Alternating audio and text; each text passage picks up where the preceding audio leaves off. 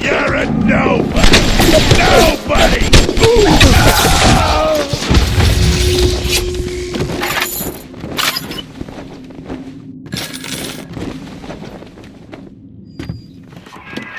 Look at my home, torn apart by Fontaine and his pigs. No doubt he had the samples of Lot 192 taken to his penthouse. Entrance is in lobby, but the damn thing is always locked. You will not believe me, but there was a time when this place was all so beautiful.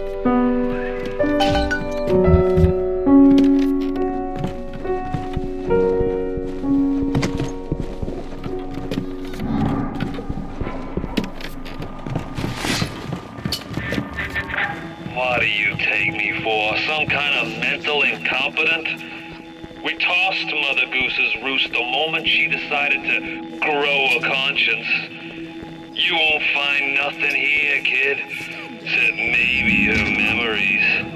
And trust me on this, you don't want 'em.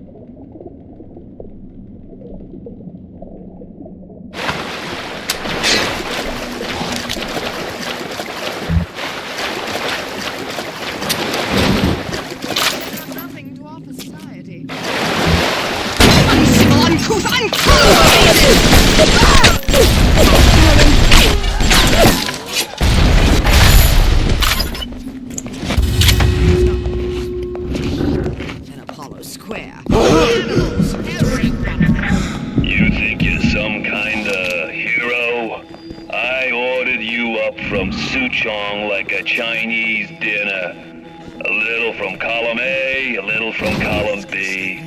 What do you plan on going back to? Your fake family? Your phony dreams? Putting you out of your misery will be the nicest thing anyone's ever done for you.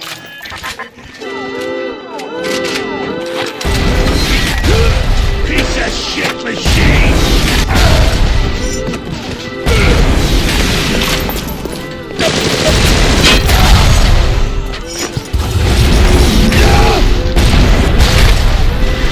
Who's there?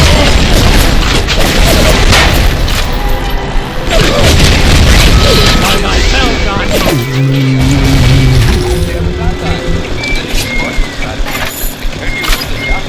Always wanted to be. Come and visit us. If they can save one life, it's to save the world entire. I made a place for the children here, but it is you who are their savior. Will you stop here, or will you deliver them from this terrible city at long last?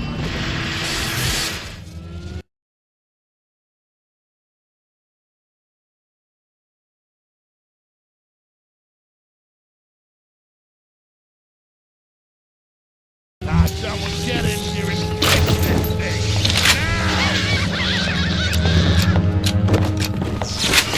Hello? Oh,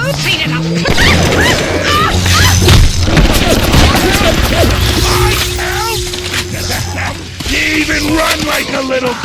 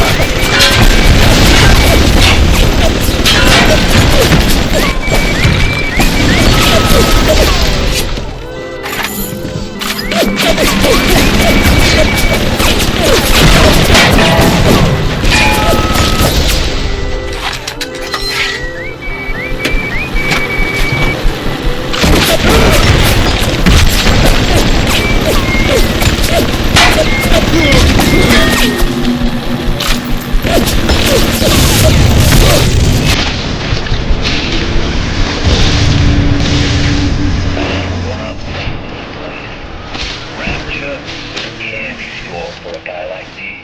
Guys who thought they knew it all, dames who thought they'd seen it all. Give me a smart honk over a dumb one every time. These sad saps. They come to Rapture thinking they're gonna be captains of industry. But they all forget that somebody's gotta scrub the toilets. What an angle they gave me. I hand these mugs a cot and a bowl of soup, and they give me their lives. Who needs an army when I got Fontaine's Home for the Poor?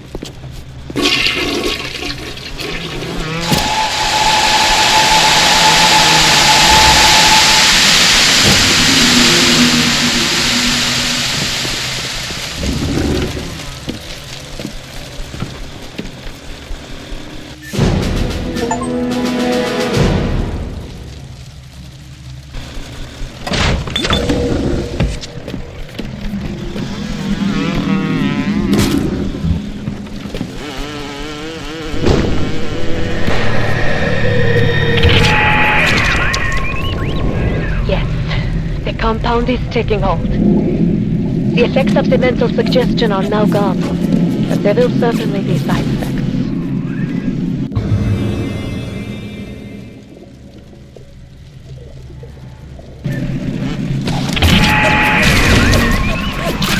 Lot 192 has reorganized your entire plasmid structure.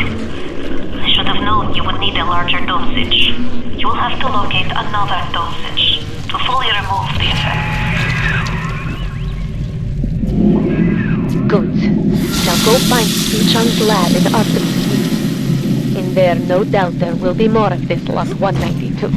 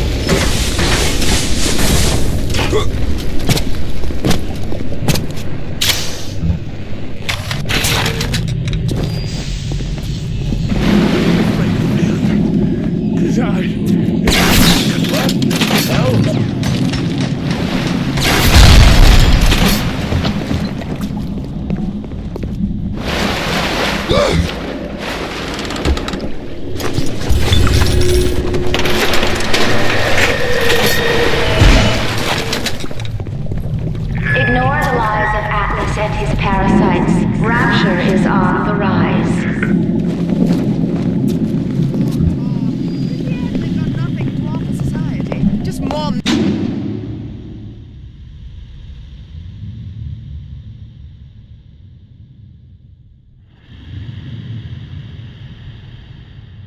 mouths to feed.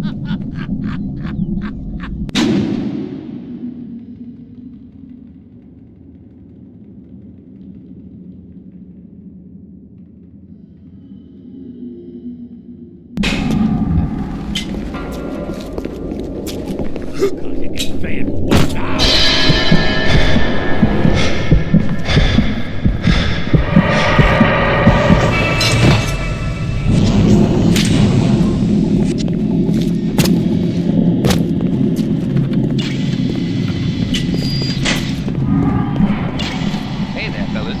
You know that 9 out of 10 ladies prefer the athletic man? Why stay on the sidelines? The new sport looks like a investment. Turn you into the jock.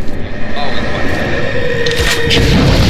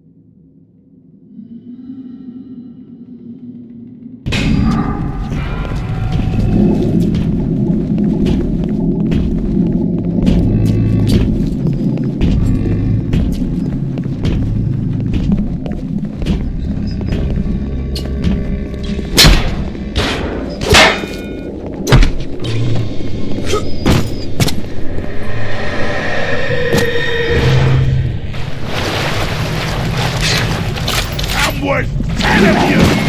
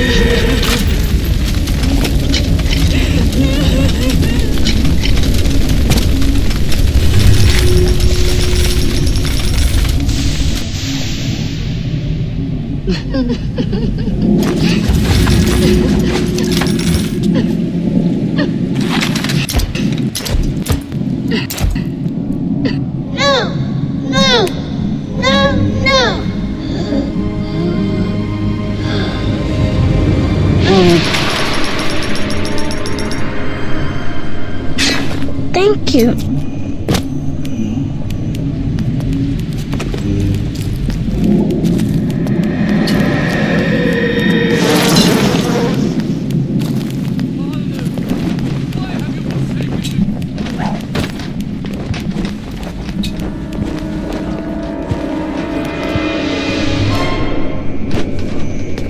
Oh, I'm ready for dream time, Mr. Bubbles.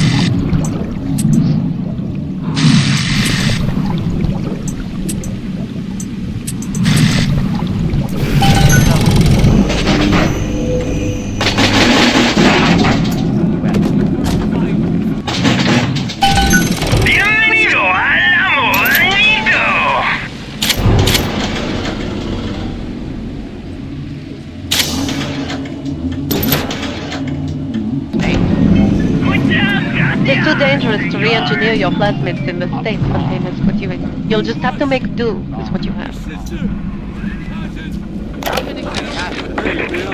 I bribed one of the gorillas at the gate to let me in. It's awful in here. To my right, I can see a dead woman lying in the street. Everybody's just walking by her like she was there. But I noticed something spray painted everywhere. Atlas lives. I mean, I don't know what it means, but something tells me it's important to these people.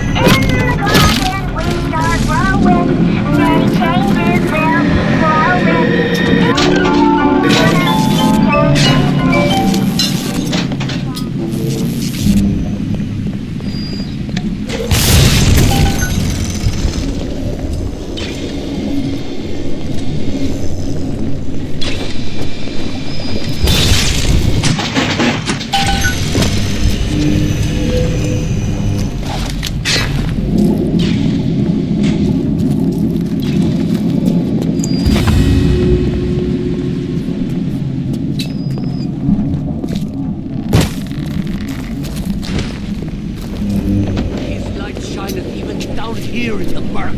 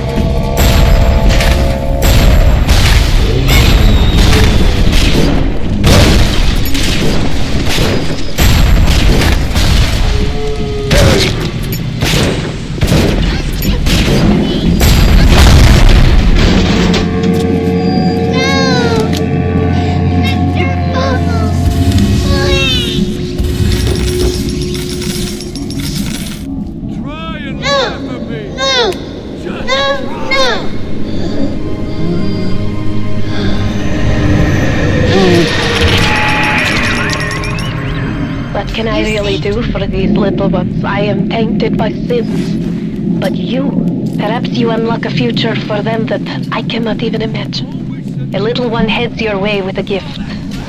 Please be careful.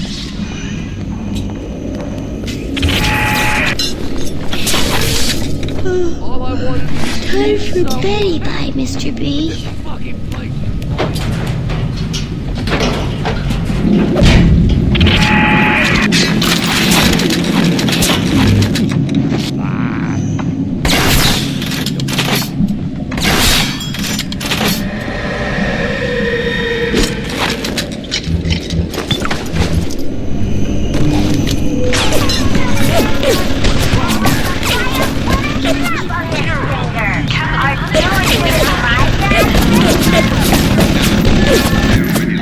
hearing things.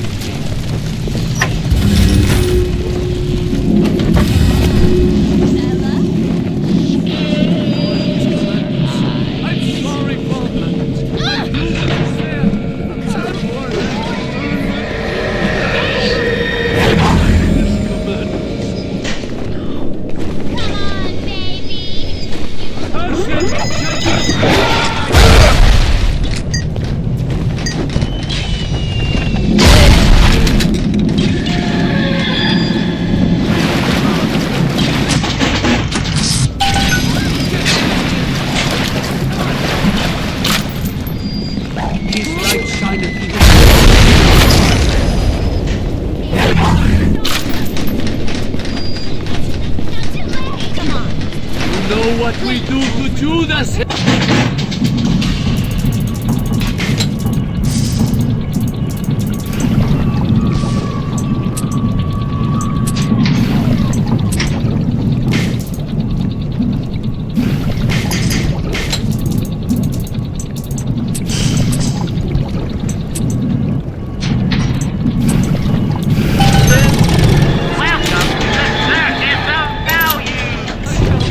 Thus saith the Lord God.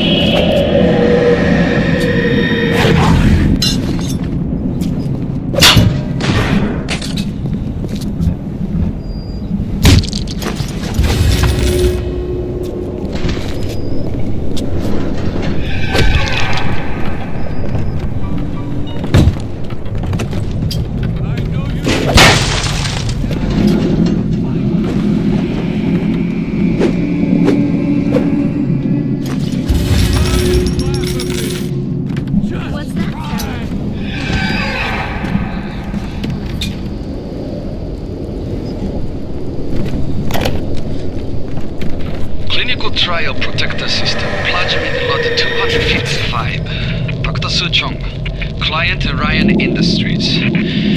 Very frustrating day. I can't seem to get the damn Big Daddies to imprint on the little brats. The protection bond is just not forming. Papa Suchong? Get away. Maybe if I modify the genetic sequence... Shush! The sequence to allow for... Get away, you filthy little shit! What? What are you doing? Get back! Get back!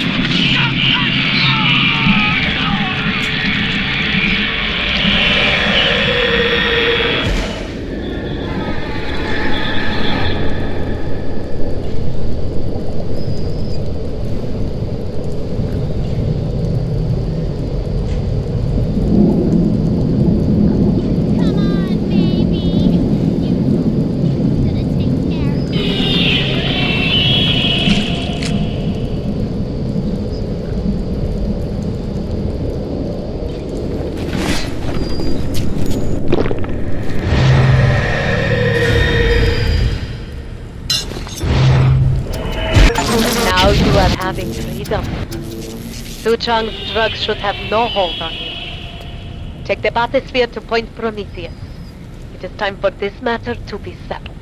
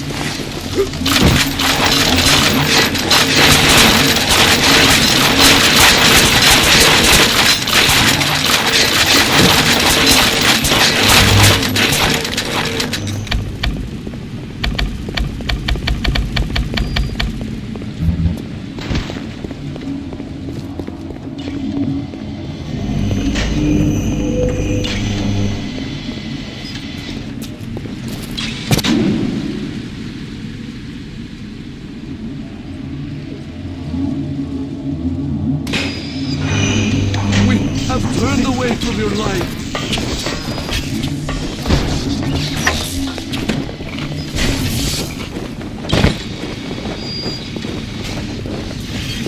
The kite from the lighthouse.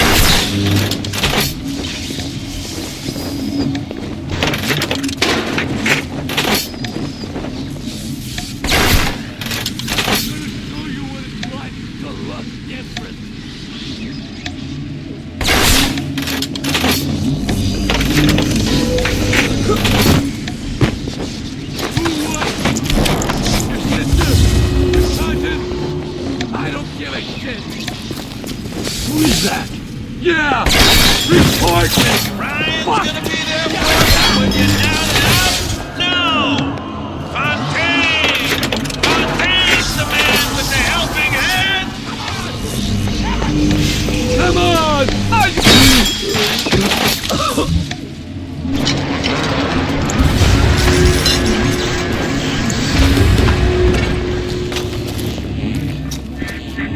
Made Ryan good and mad when I started playing the charity angle. Fontaine's home for the poor. Before I knew it, I was calling myself Atlas and leading an army. Ryan and his precious rapture. You don't have to build a city to make people worship you. Just make the chumps believe they're worth a nickel.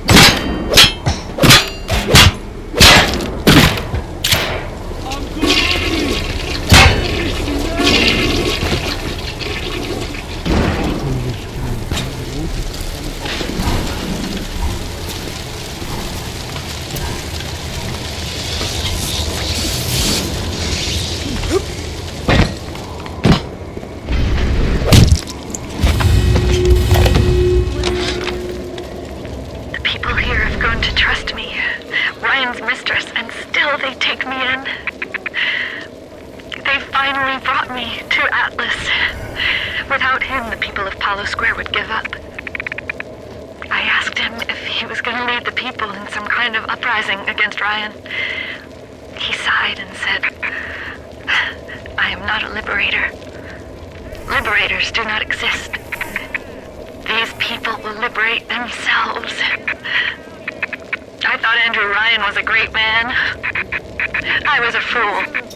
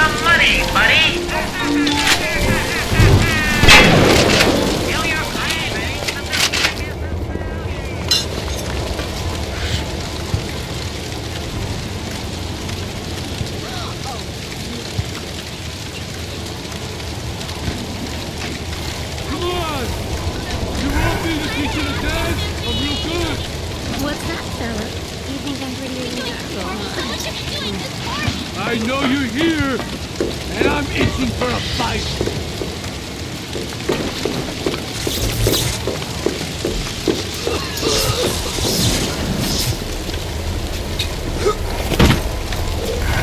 Try and laugh at me.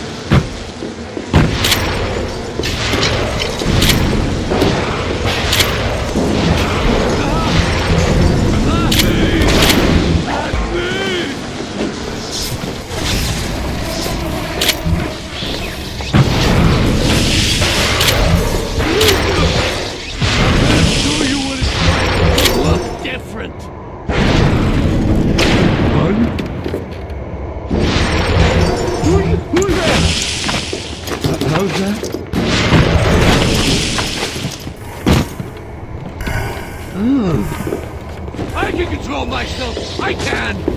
I was just...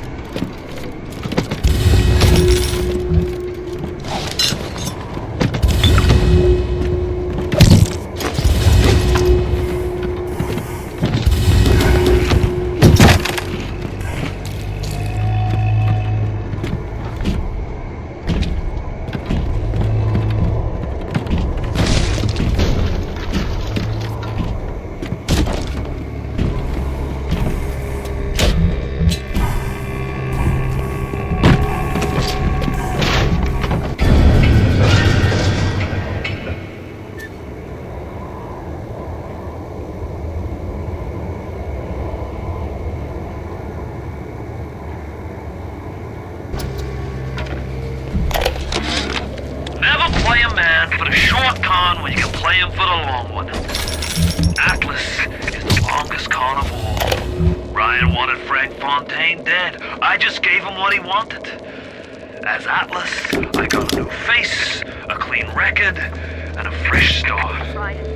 Now, it's time to take back Rapture. I'll be so pleased. Oh, Mrs. McClintock! What are you doing here? Let me just turn this off. We went on a raid outside the wire today. We snagged 31 rounds of buckshot, 4 frag grenades, a shotgun, and 34 Atom. We lost McGee, Epstein, and Vallette. We got one of those goddamn big daddies in the bargain, though. It was something awful they had to do to that little girl to get the Atom, but we didn't start this thing. Ryan did. I can't wait to tell Atlas. He'll be so pleased.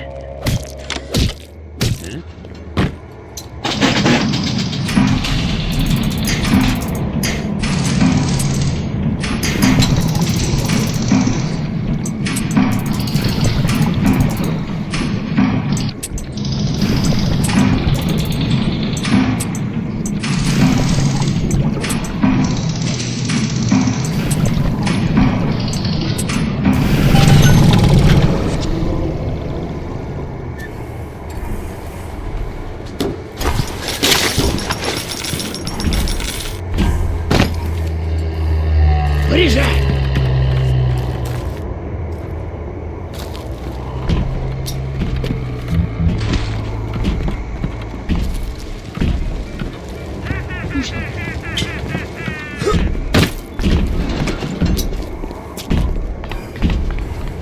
Not a damn thing.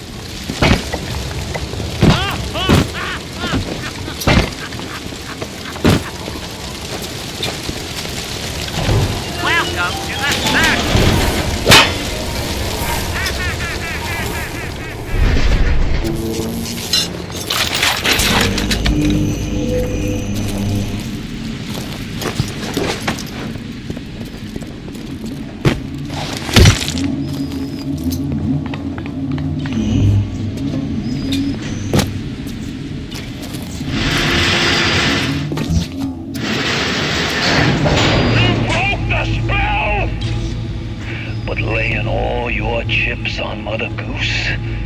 It's not like you never been double-crossed before. You know what I'm saying?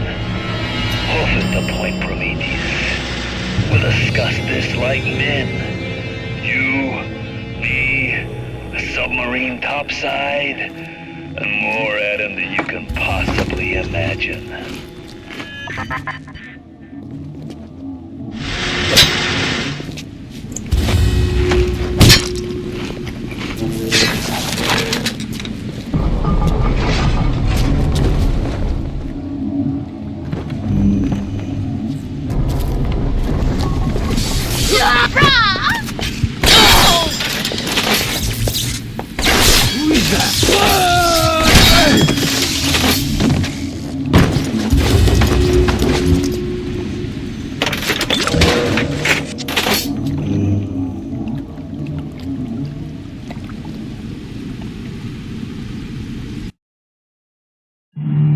iconic and haunting, the Big Daddy and Little Sisters of BioShock immediately captivated the public's imagination. Big Daddy encounters defined the BioShock experience, creating new mechanics and techniques that had not been seen before in gaming.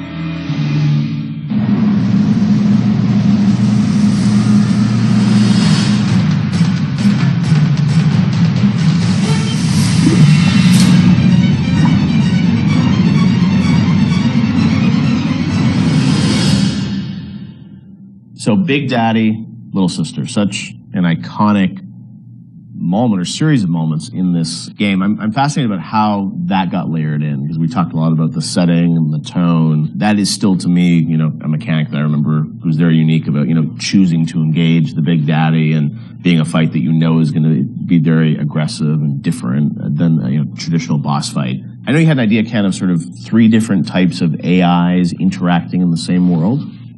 Yeah, we were sort of I was trying to think of AIs you hadn't seen before. And this is still pretty early. Like 10 years ago, a lot's changed in 10 years. So AIs were still pretty much enemies who saw you and came after you. Zigzag, shoot. Yep. And then that was really the focus, is how you make them, use AI better at you, so I started thinking about, are there more primal behaviors to think about? And I was watching a nature show one day, these typical nature shows, and it's observe the mother tiger taking care of her young, one of those kind of things. And I realized that we don't even need a narrator on those shows. We understand certain behaviors just by looking at them. They're very primal, like somebody protecting their young, the predator-prey behavior. Those things were you don't need dialogue for that. And AIs at that point, we didn't have the ability to do a lot of sort of, smart AI. Yeah. So I said, what if their behaviors are just very primal, and we can model those behaviors? So aggro rules is something we knew we could model, right?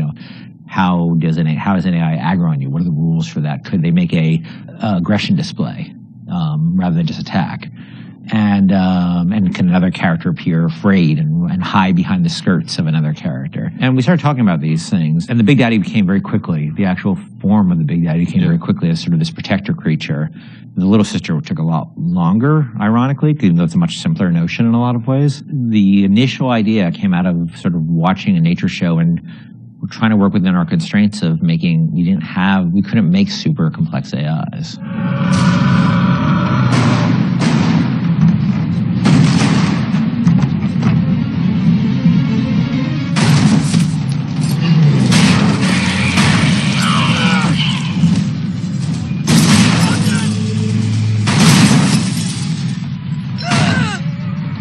That's the Big Daddy. She got it on him. He keeps her safe.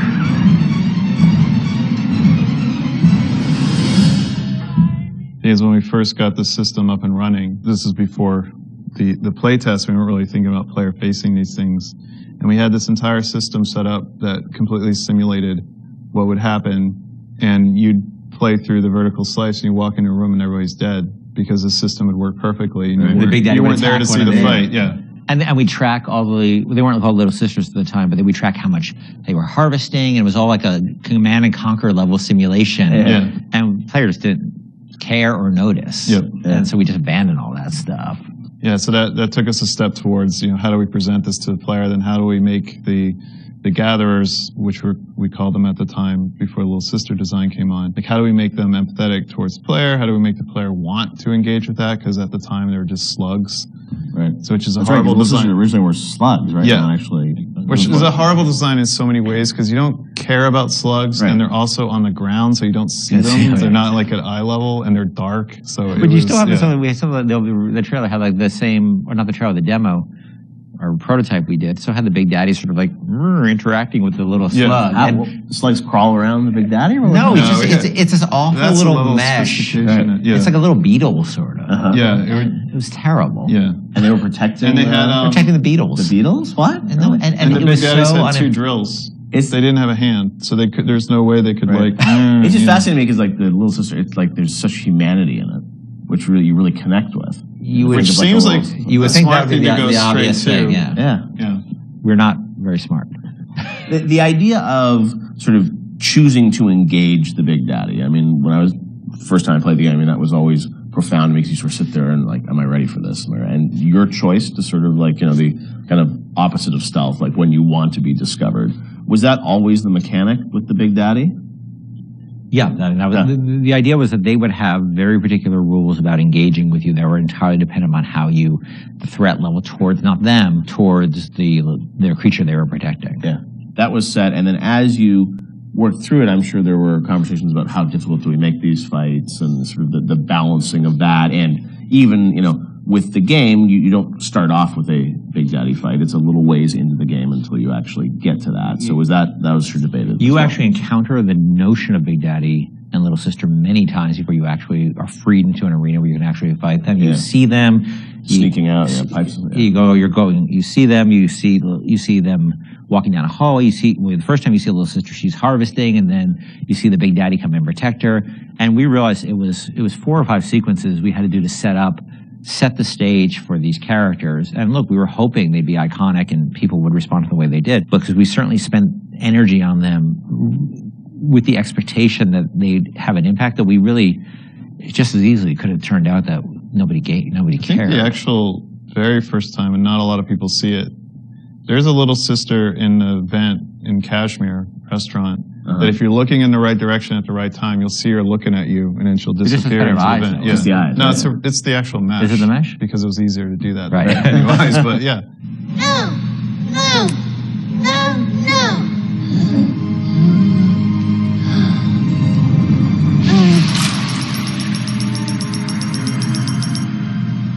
Thank you.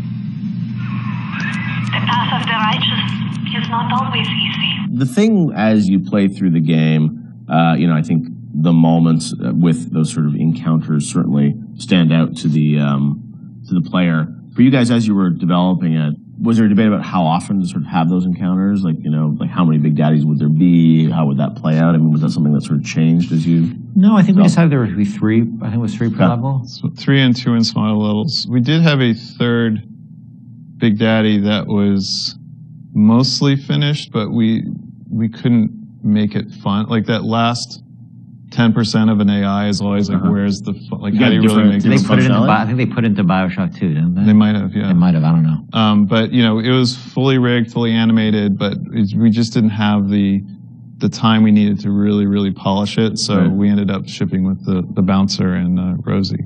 Hunting the Big Daddy, that demo was a huge moment, I think, in the game's kind of marketing campaign. And that really, I think, sold the tension of that battle. When you showed that, did the entire game feel like that, or was that really more of just like a vertical slice of what you wanted the game to feel like? That at that point was more what we wanted to feel like, because the Big Daddy had a lot of problems at that point.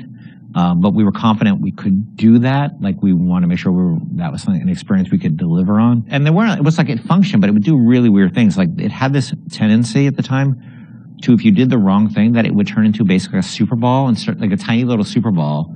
The Big Daddy would go, turn to a super ball and start bouncing off the ceiling and walls like a million miles an hour. Do you remember why it did that, or what was going on? I'm sure it was some physics bug that And so that actually happened. Sometimes we were doing the demo, and Joe Falstick, who was the guy running the demo with me in Barcelona, was very good at making sure that he turned away from the Big Daddy. Like, oh yeah, I guess we killed the Big Daddy. He must be dying over there.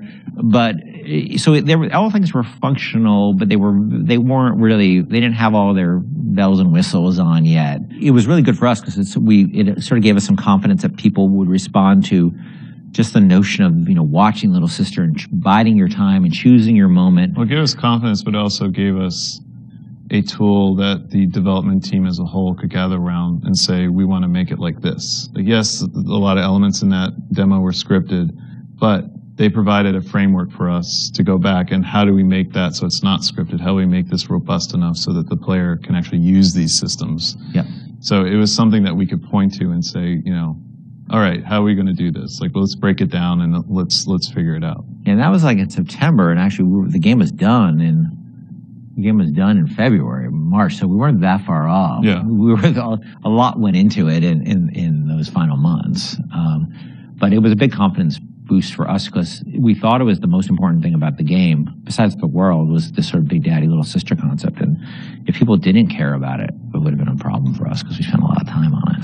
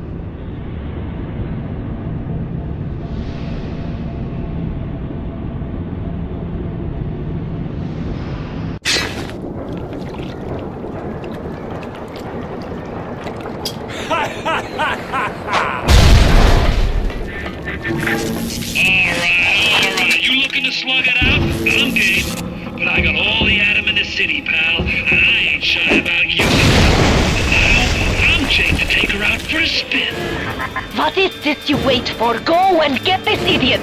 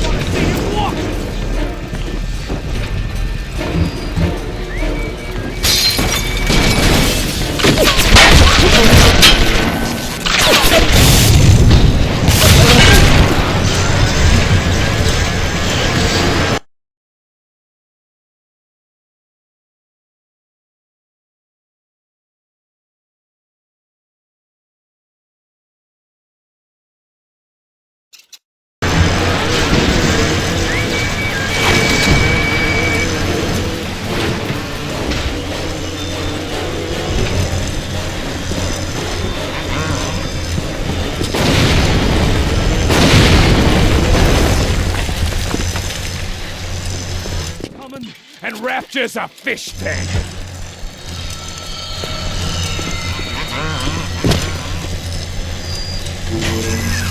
Shite! You let him get away. Oh, I need a moment for thinking. Of course. This will be no problem. Find a Big Daddy in the right spot. I would suggest you to be finding a dead one.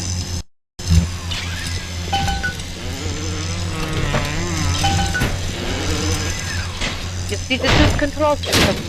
The good. And this step one of turning you into one of those disgusting Big Daddies. The only way to get through that door Fontaine went through is to have a little one open it for you. And they will only trust you if you look like, sound like, and even smell like one of those big, stinking brutes.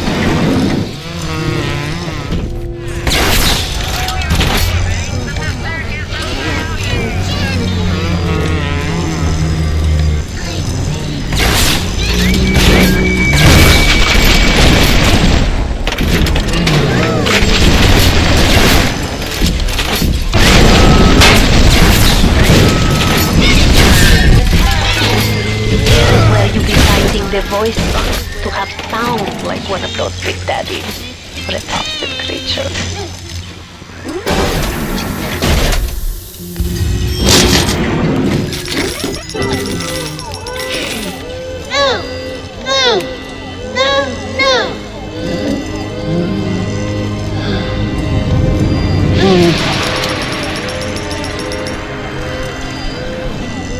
Thank you, mister.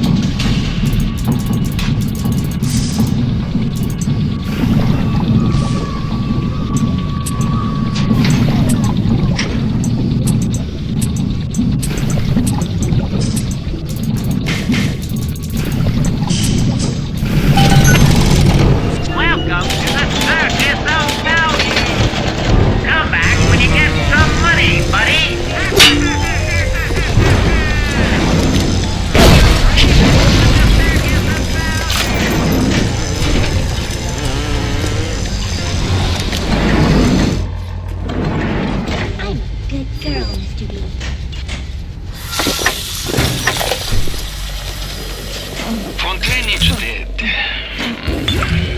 Bad for Fontaine. Good for Suchong. Play hard to get for a bit. Then Mr. Ryan get hungry for me. Tenenbaum gone, Fontaine gone. Suchong only one who know all about little sisters. Like I said, it is very good for Suchong.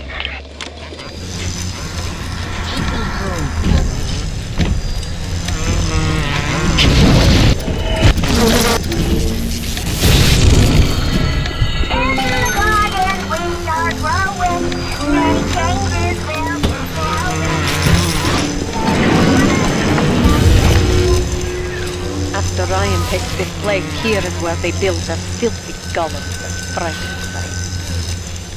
Find the pieces of the suit. Guide them.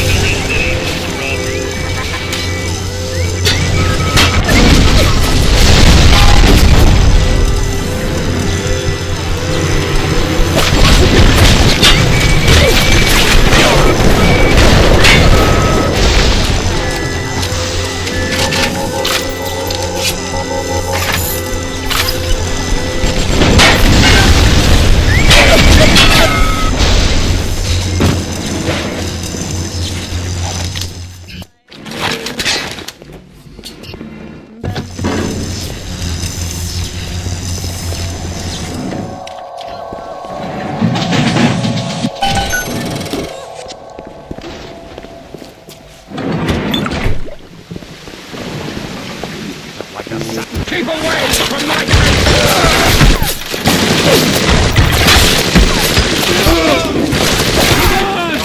I just want to touch it!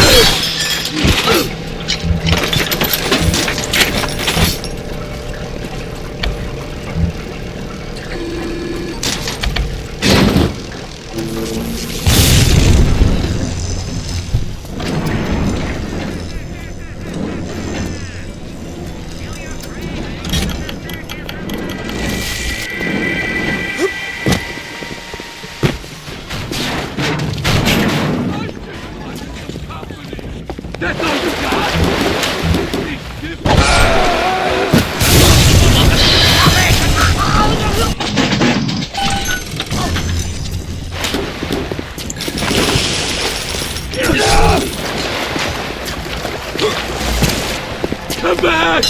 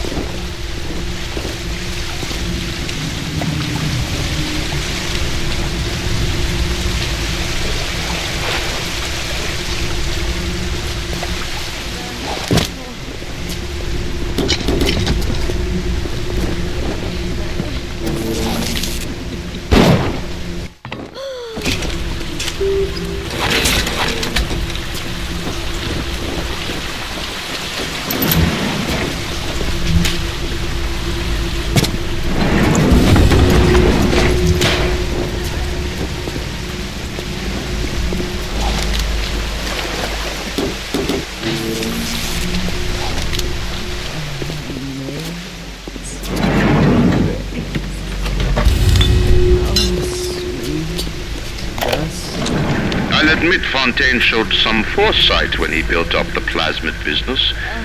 But the man really never understood sales. Hiding those little girls beneath a bushel. I've just seen the preliminary design work on the new plasmid machines, and they're exactly what I wanted. Mark my words, presented properly, those little sisters are marketing gold.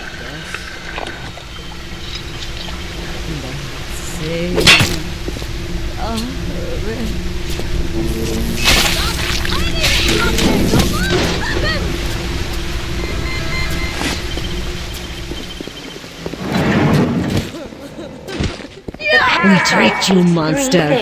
Free mind, free will, and free man.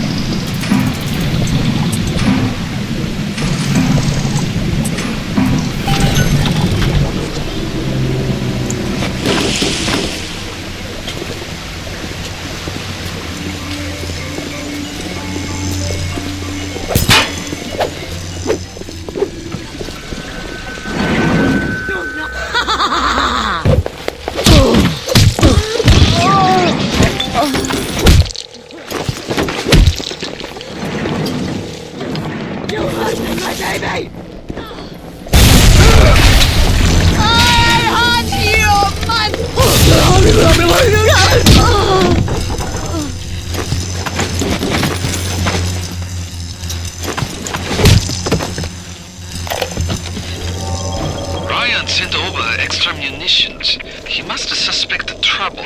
I will lock them up near the protector labs and set the code to 1921. I don't expect we'll ever be needing them, though. Once Big Daddy is ready, nobody cross the Big Daddy.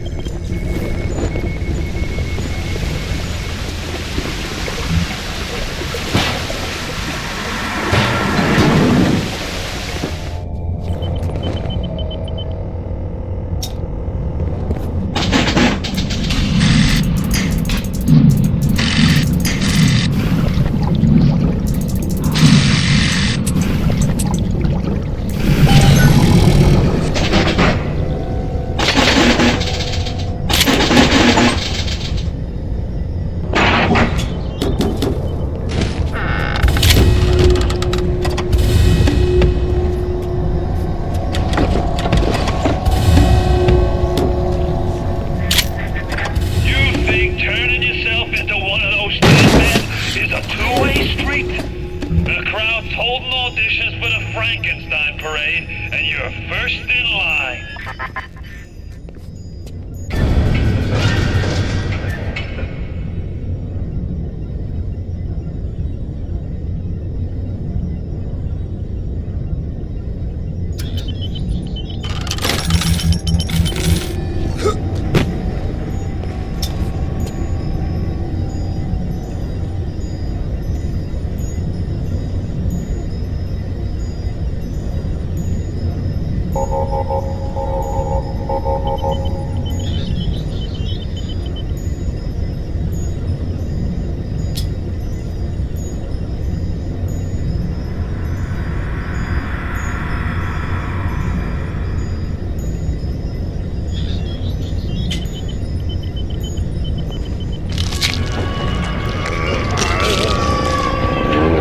One down, 2 steps to go. Now, you need only to be finding the bodysuit and the pheromones from the other labs.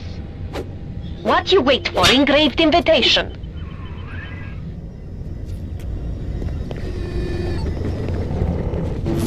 I'm not fighting!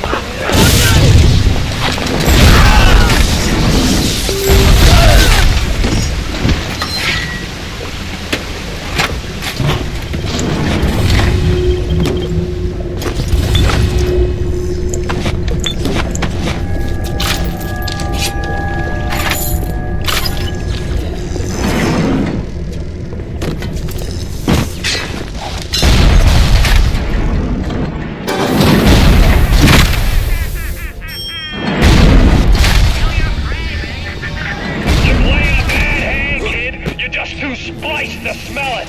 Roll on back to Mother Goose now, or everything's gonna go busto.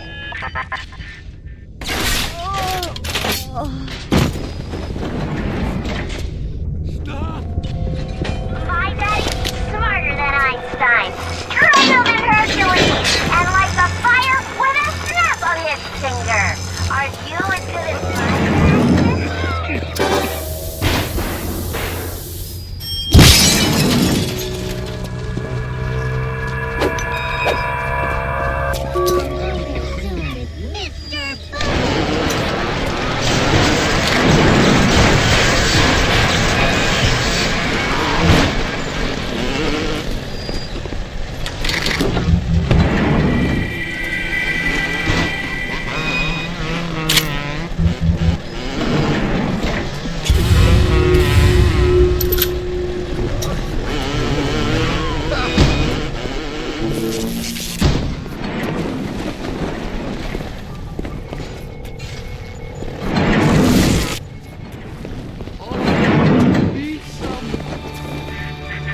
I'd turn tail if I were you, kid.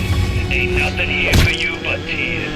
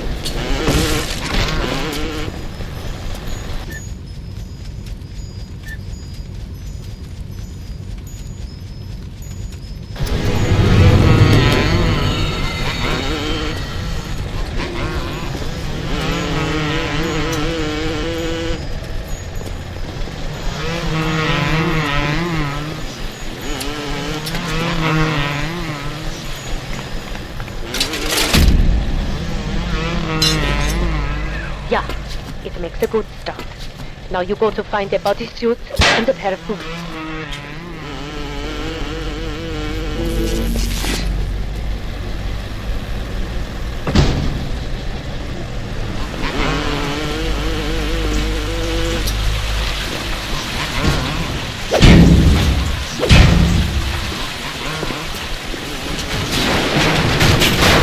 Found her that way! Come back!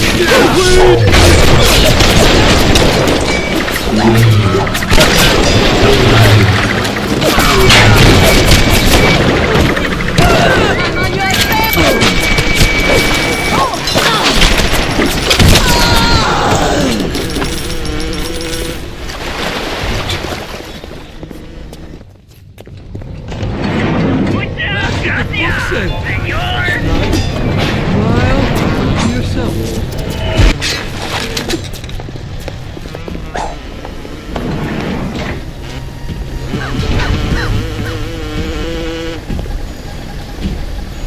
What?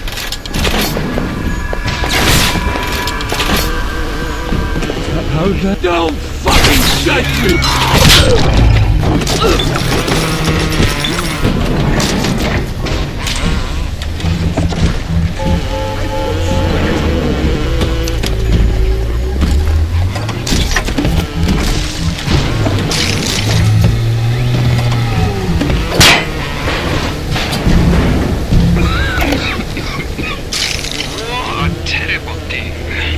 Japanese kill every man in my city, except for Suchong.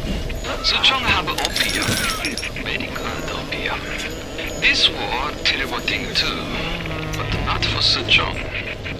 Everyone's scared now. Everyone need Adam. More than little sisters can make. Good news is war makes lots of corpses. Suchong knows a way to recycle Adam from corpses, but can't send a little sister out the street unprotected. This is where you find bodysuit. Bienvenido al amo venido. Muchas gracias, señor.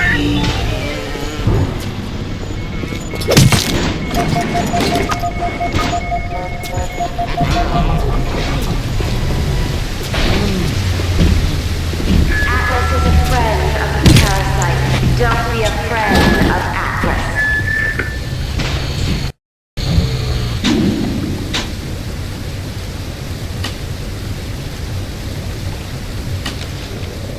Fontaine is dead. I'll admit Fontaine showed some... Ryan sent over extra munitions. He must suspect trouble. Shame things turned out this way, kid. You and me could have run the table in this place. Now there's nothing left for you but a long, cold... Muchas gracias, señor.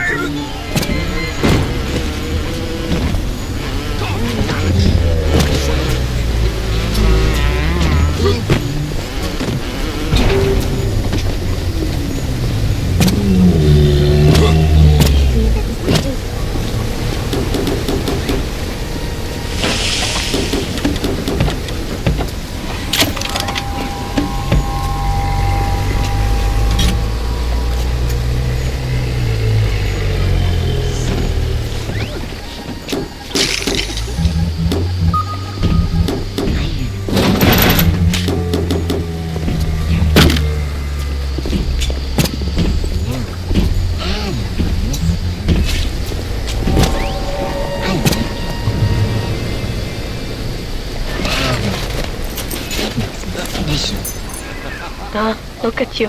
You look just the same as those. Oh, what things we have done. What things. Now the boots.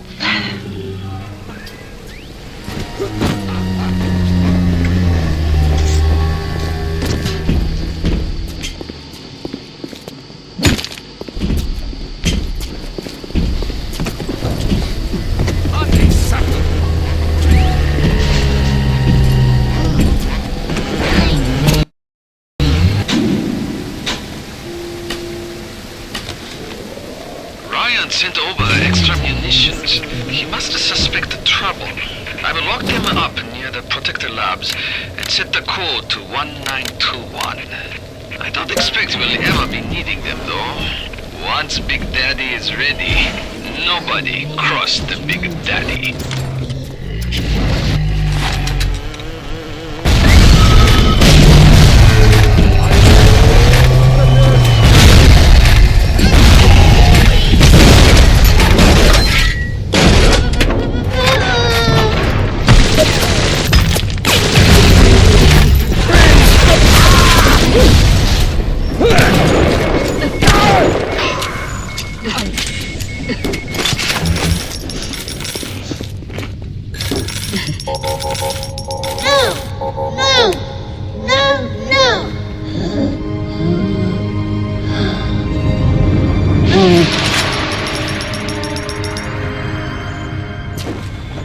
You saved me.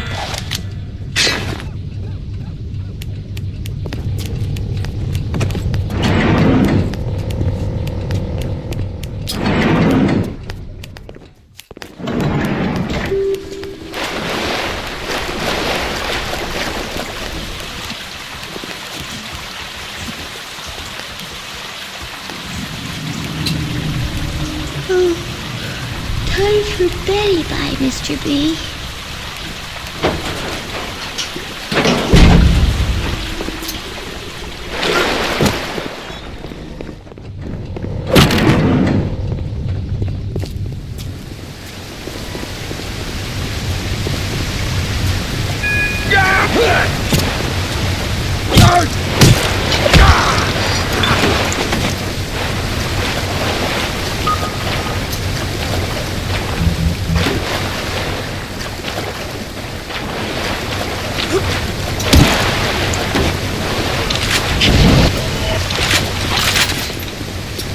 Andrew Ryan reminds us we all make choices, but in the end, our choices make us.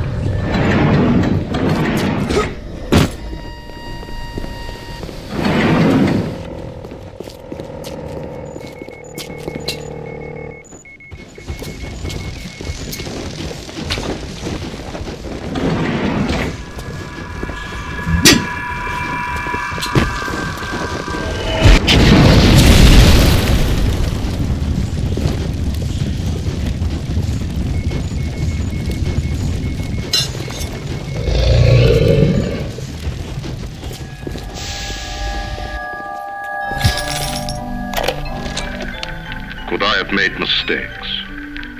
One does not build cities if one is guided by doubt. But can one govern in absolute certainty?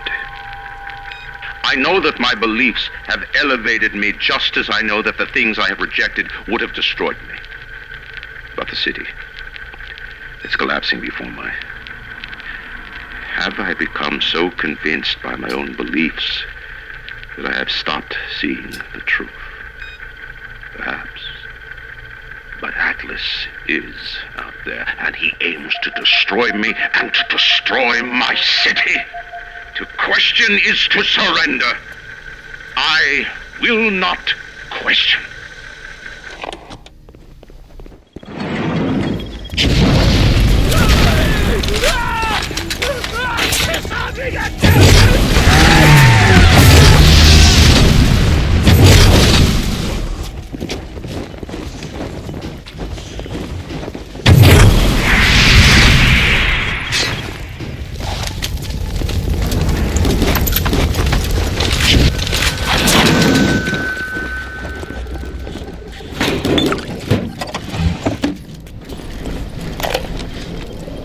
Big Daddy make a terrible stink.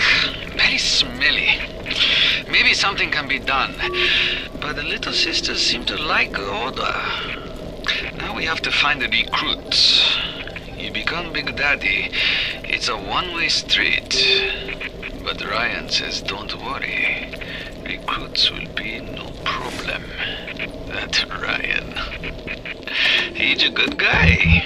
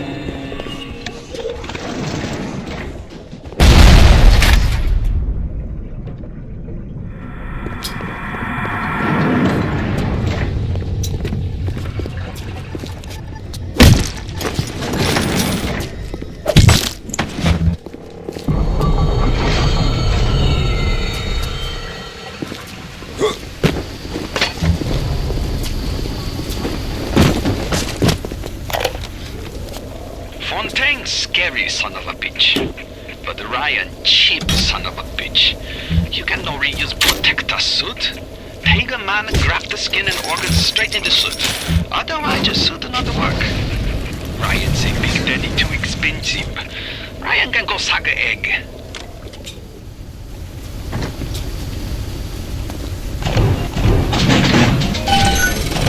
Welcome to the Circus of Value!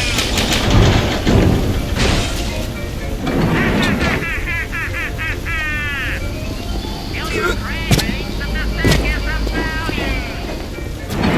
Atlas is a friend of Parasite. Don't be a friend of Atlas.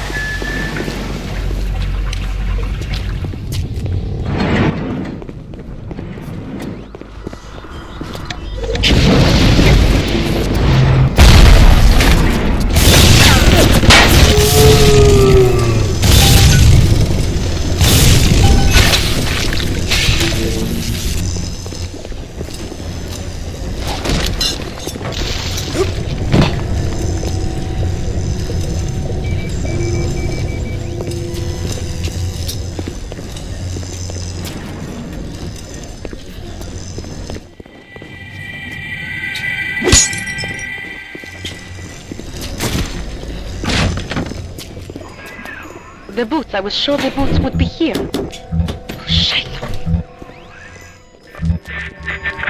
You know, you should be thanking me. I brought you here. I showed you who you are. Nobody never told you nothing but lies till I come along. God damn it. The Big Daddy boots need to be shipped here, not the damn it library. What kind of idiot is Ryan hiring nowadays? This kind of bullshit never happened on the Fontaine.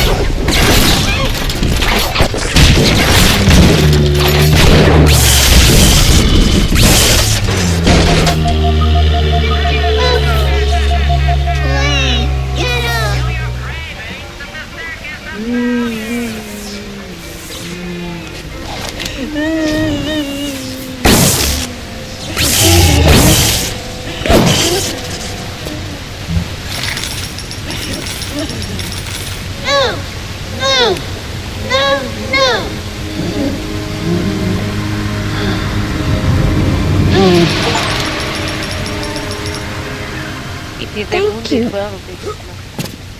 How can I thank you for this kindness? And another little one with a token of our appreciation. But in the end, our choices make us. Time for a nap, sweet angel.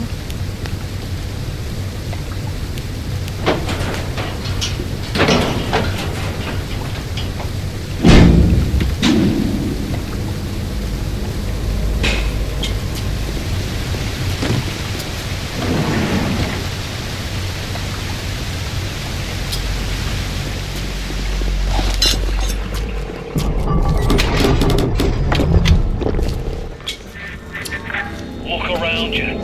There's nothing to see. Rapture's a mausoleum, a goddamn cemetery funhouse. And you and the crowd, it's just ghosts. Just a matter of time till you realize it.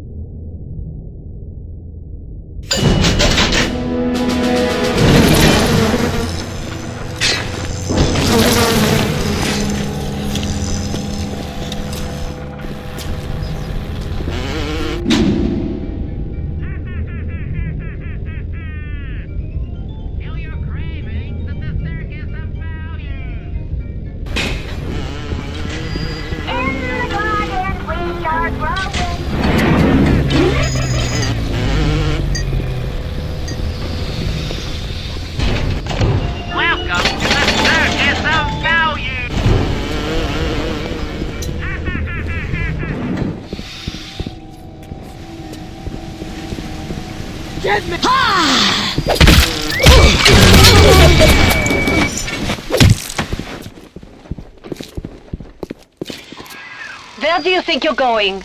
You need to become a big daddy before you are able to draw out the little ones.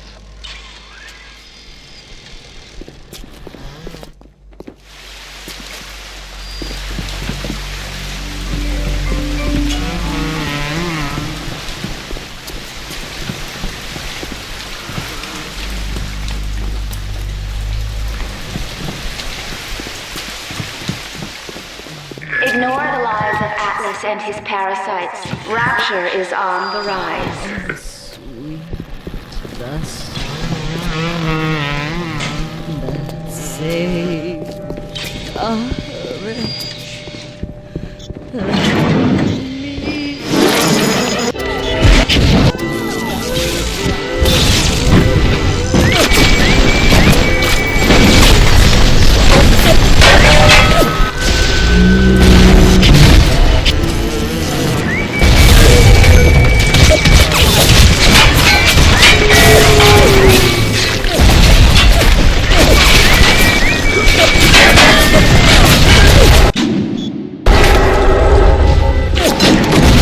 Andrew Ryan asks you a simple question. Are you a man?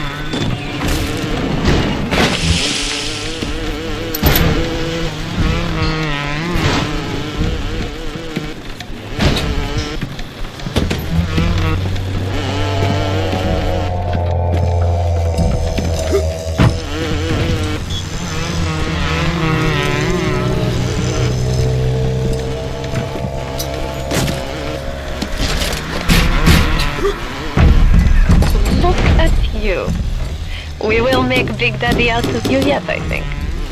There is only one piece missing, the pheromones. Go to the Little Wonders educational facility.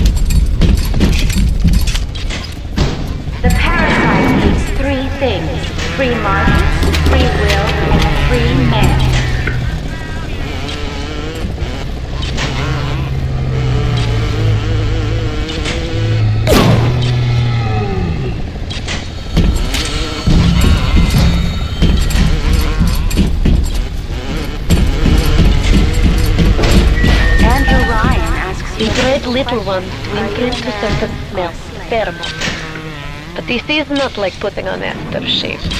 You will need 3 industrial applications of this stuff, and then the little ones will be drawn to you like a bee to honey. You will have to gather 3 pheromones here, so that you smell disgusting, just like a Big Daddy.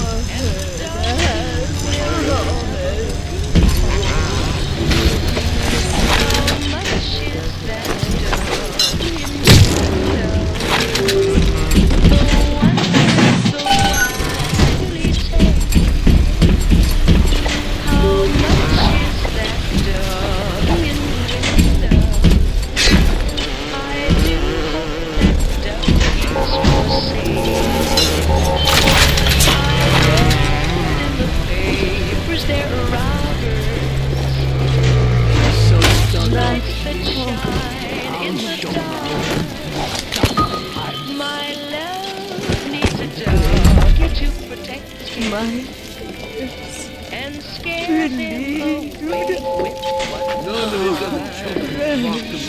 I don't wanna bunny or a kitty. Yeah. To kill, to harvest or not to harvest, the moral dilemma that follows you throughout the BioShock experience and defines the fate of the player. This choice lays at the center of your BioShock story and has repercussions that can be felt in nearly every facet of the gameplay.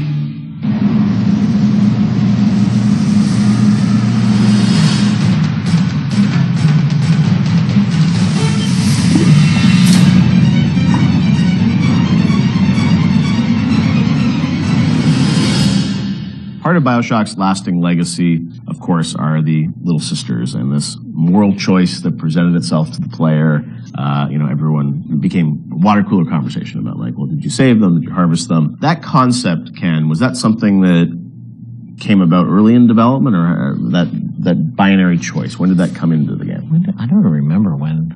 I mean, we had the concept of them being protected, but I can't remember when you actually certainly wasn't. When there were slugs, it was not meaningful. I think there was.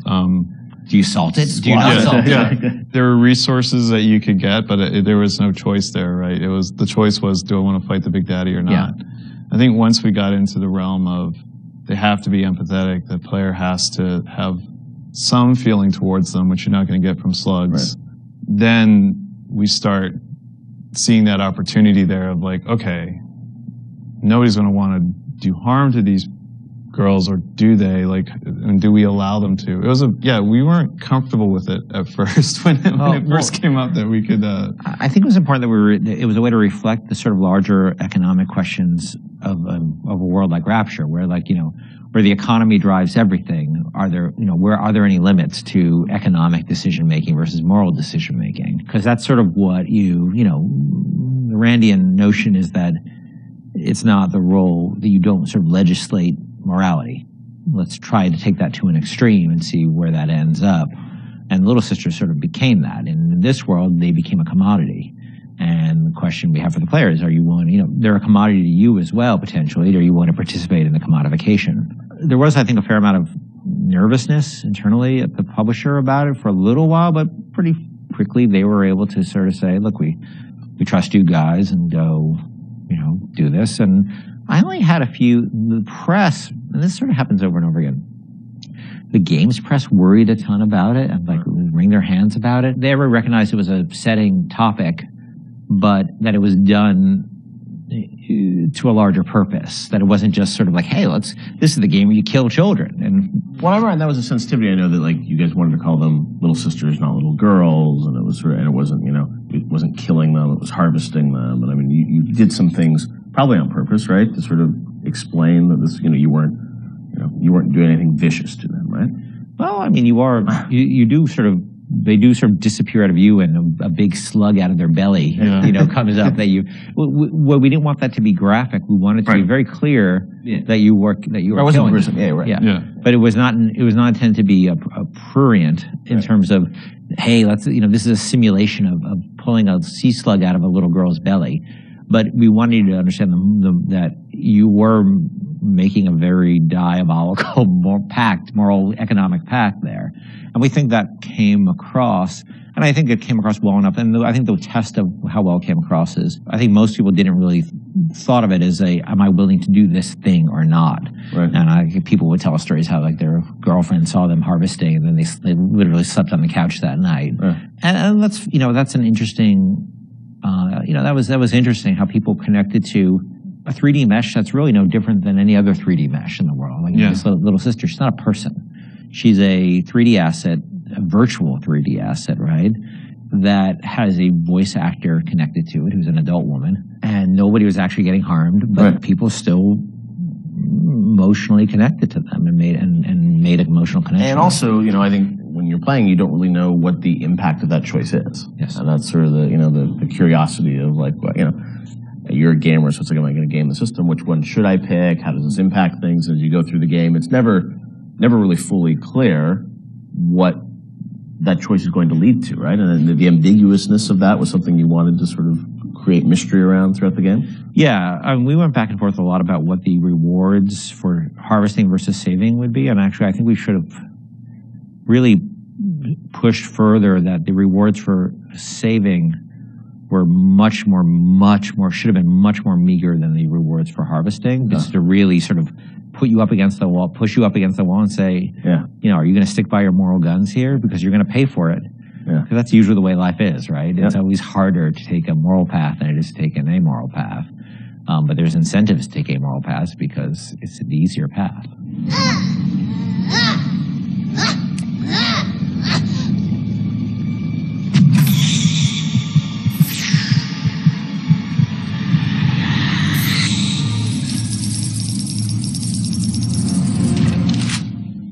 As you play through the game, eventually you get to the ending, and as we know now, there were sort of two endings that you know, were affected by that choice.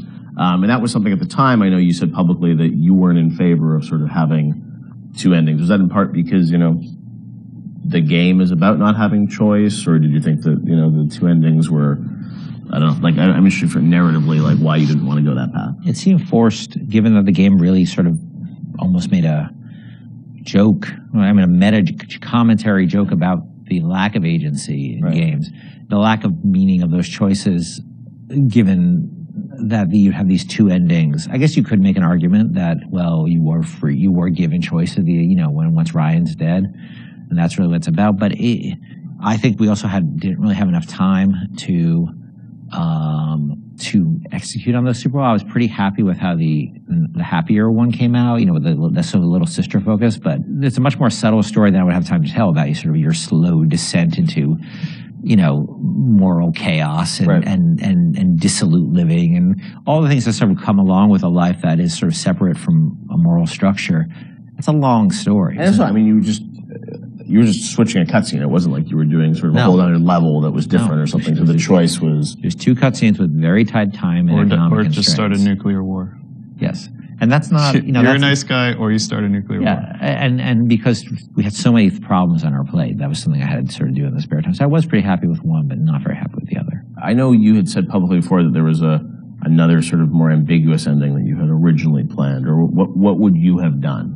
There was a notion of an ambiguous ending, which if I just wrote one, I would have found a way that would just talk about the moral ambiguity of the world rather than the sort of, you know, positive or negative, because it is such a, look, I think we really tried with BioShock not to sort of make a game about good and evil. It was really about circumstances and what circumstances lead people to. And how they delude themselves with ideology to do things that they would think are evil, but it's okay because it's for the good cause. And that's what I probably would have. If I just had one to write, I'd probably focus more on that. You know, how difficult it is to sort of align when you start being driven by ideology rather than being in the moment and thinking about the impact of what you're doing. Sean, you talked to gamers, I'm sure, over the years. Did you ever get a sense of how people harvested versus saved, and was there any sort of data? I mean, this is before the days where you get telemetry and data on like what people picked and whatnot. Yeah, I mean, anecdotally, it seems like more people saving little sisters. Although, I have a few friends that I just harvested every single one. I wanted to see what happened. So, I mean, I don't know if that was more, you know, the game developer and them trying to see, you know, what would happen, but certainly for the most part, I think most people. Which I guess is a good thing. It means that maybe people are good at heart. You know, they kind of feel bad. They want they want to save the little sisters. So, yeah, I'll say it. You know, the needle sways towards the green there. Time for beddy-bye, Mr. B. Hurry, Mr. Bubbles. I don't want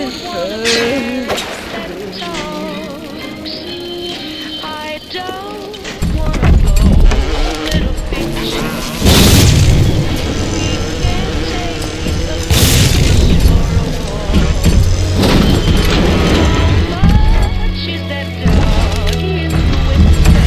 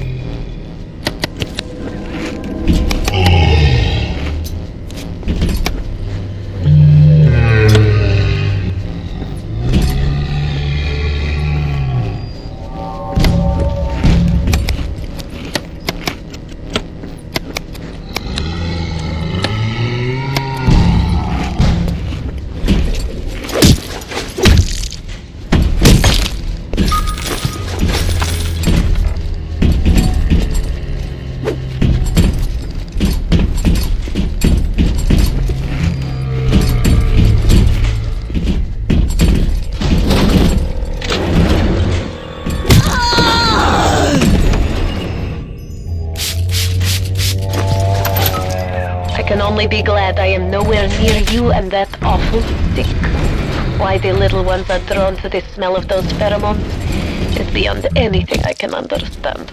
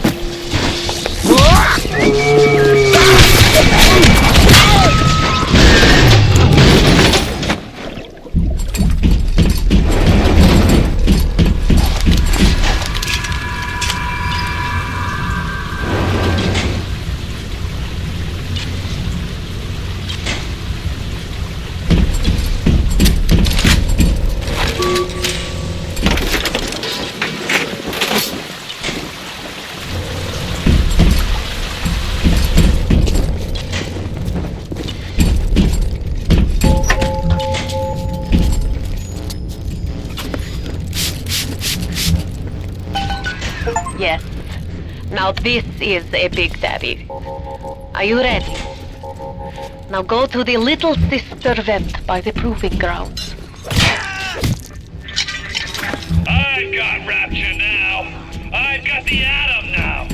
You think that pill suit's even half enough to put the scare in me?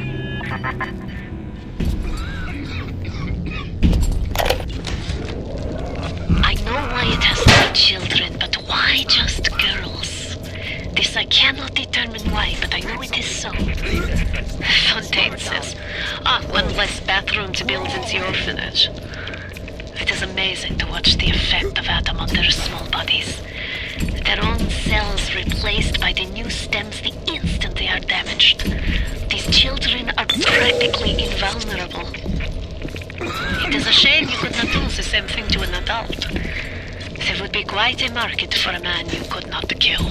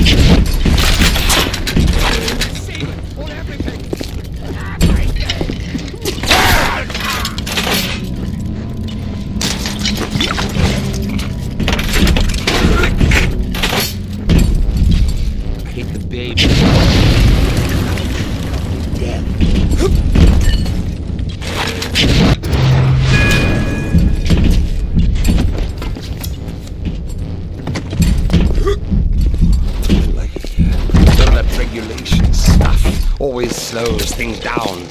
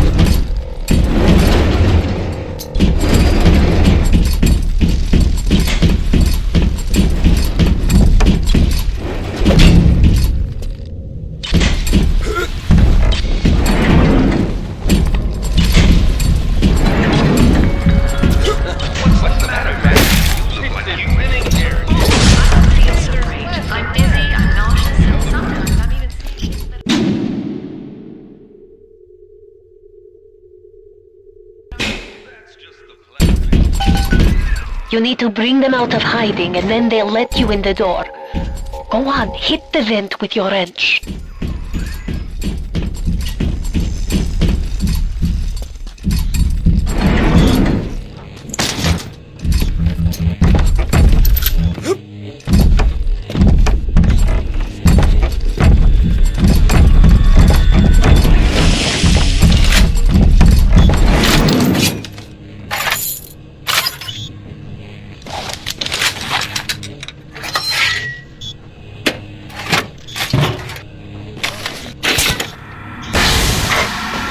What is this you wait for? Go on!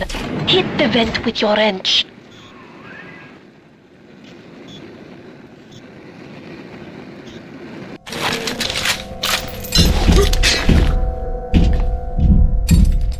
What is the greatest lie ever created? What is the most cruel obscenity ever perpetrated on mankind? Und bitte. It would mean very much to me if you will be gentle with the girl. Mein kleines Mädchen.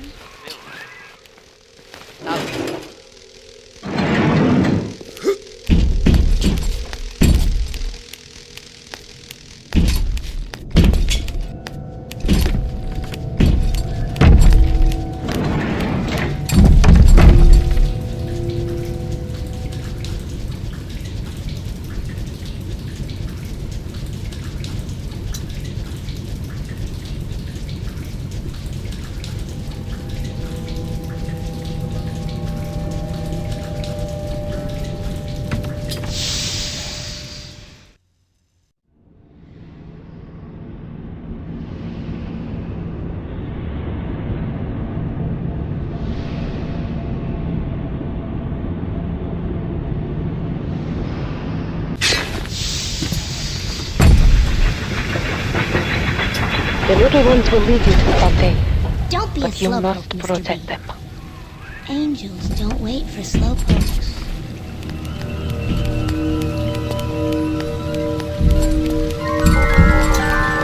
That's it, kid. It's been a long road. You don't even remember most of it. Put you on a sub when you were just a sprout.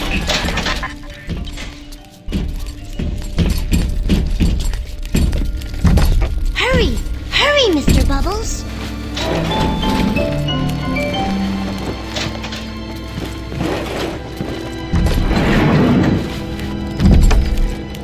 go, Mr. B.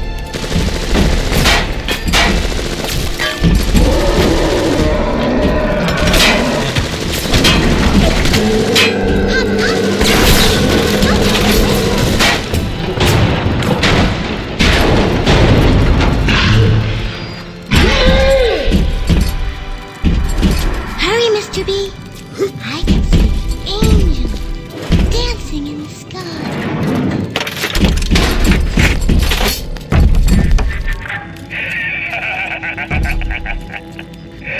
I really wound you up with that wife and child bit. Oh, me poor Moira. Me wee baby Patrick. Maybe one day I'll get me a real family. They play well with suckers.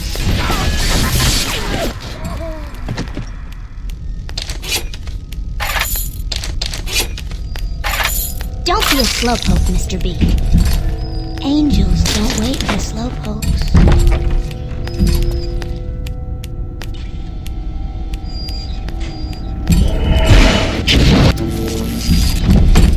Hurry, Mr. B. I can see the angels dancing in the sky.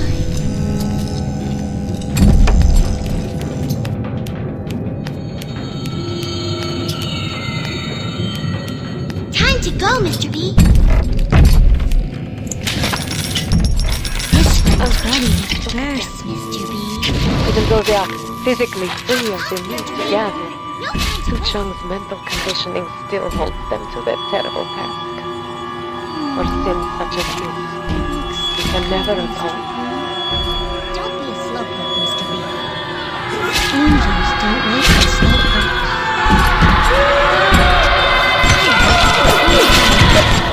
It makes me special. Quick! It was pretty angel, Mr. B. Hurry! Hurry! I heard that. Oh! I'm a good girl, Mr. B.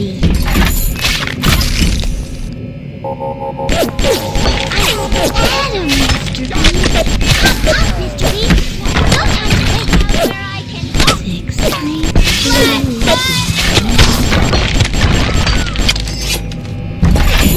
This angel looks like it's dancing.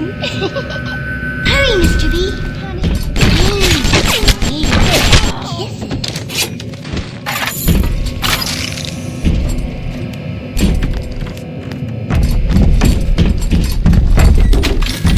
Time to go, Mr. B.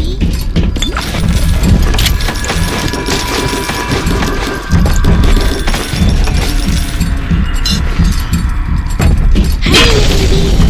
I can see an angel dancing in the sky.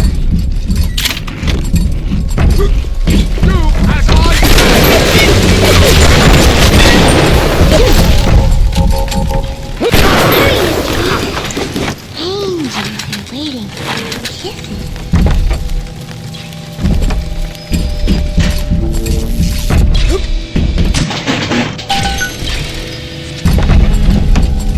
Time to go, Mr. B.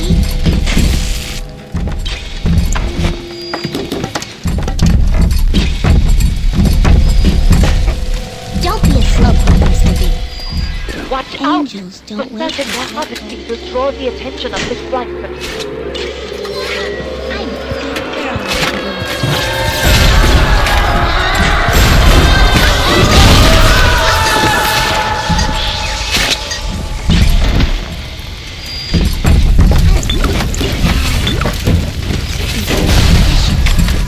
Hurry! Hurry,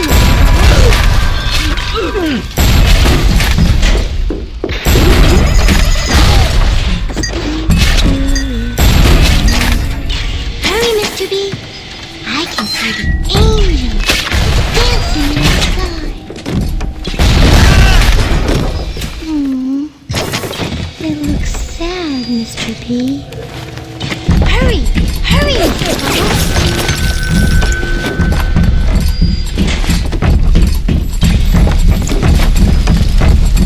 Hurry, Mr. B. I can see the angel dancing in the sky.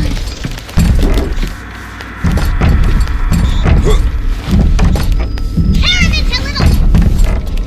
Hop, hop, Mr. B. No time to wait.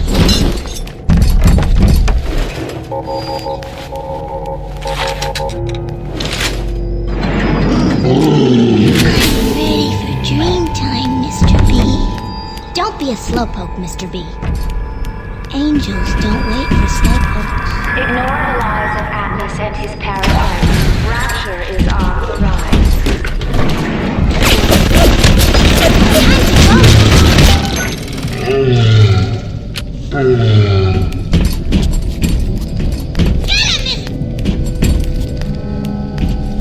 Hurry, Mr. B.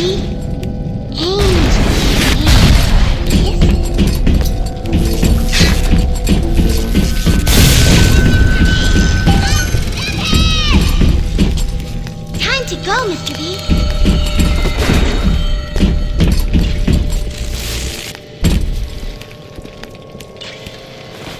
Don't be a slowpoke, Mr. B.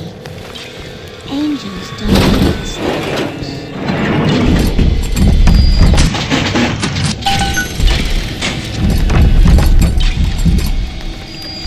I didn't leave!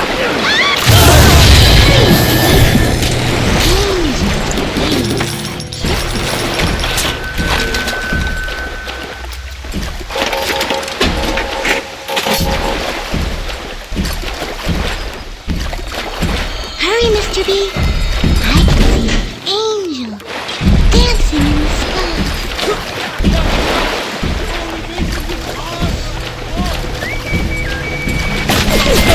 You must protect the little ones. They are not longer infused with Adam. They are as vulnerable as any child. If the little one falls, you can call for another at the vent. But to lose even one is a sin.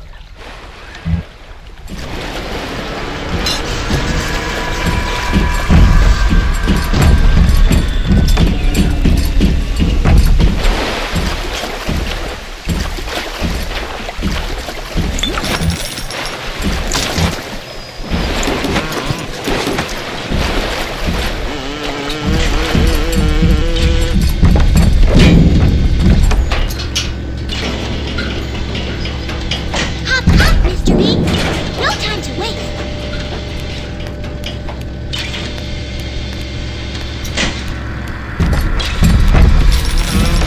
Hurry! Hurry, Mr. Bubbles!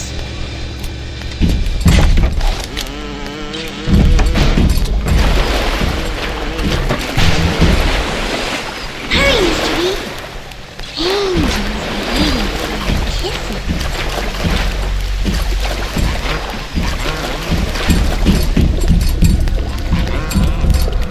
Hurry! Hurry, Mr. Bubbles!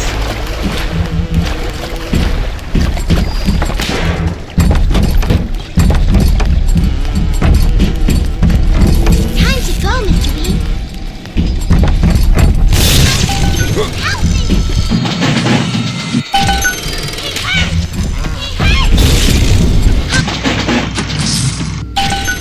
Mr. B. No time to waste.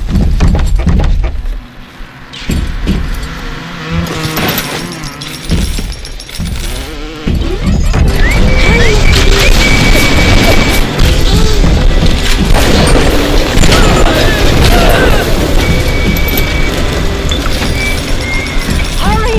The harvesting will draw the attention of the slicer. Don't be a slowpoke.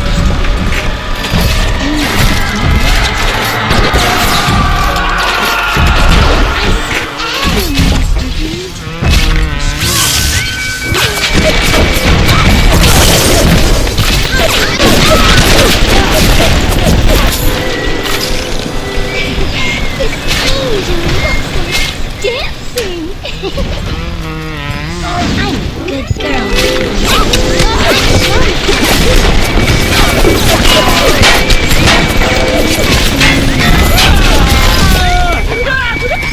Hurry! Hurry, Mr.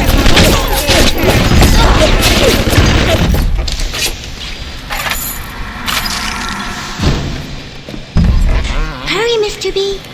I can see the angel dancing in the sky.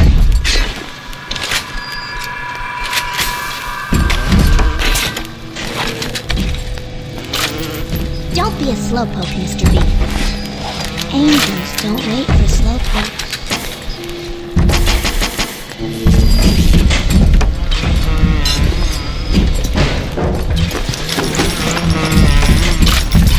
Hurry, Mr. B. Angels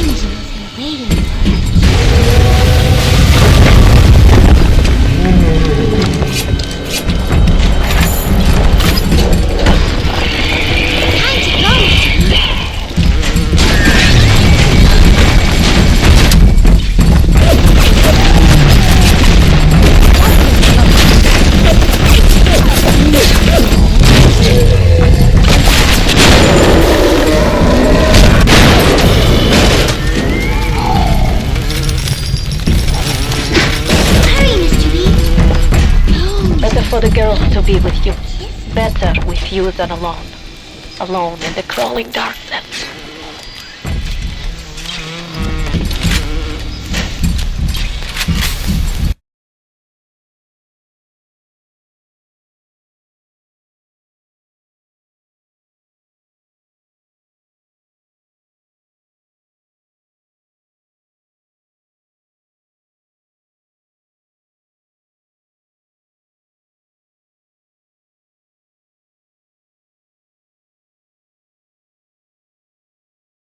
Hurry! Hurry, Mr. Bubbles!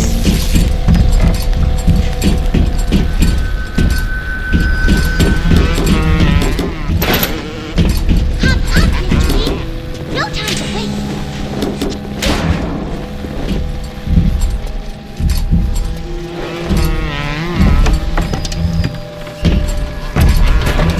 Hurry, Mr. Bean!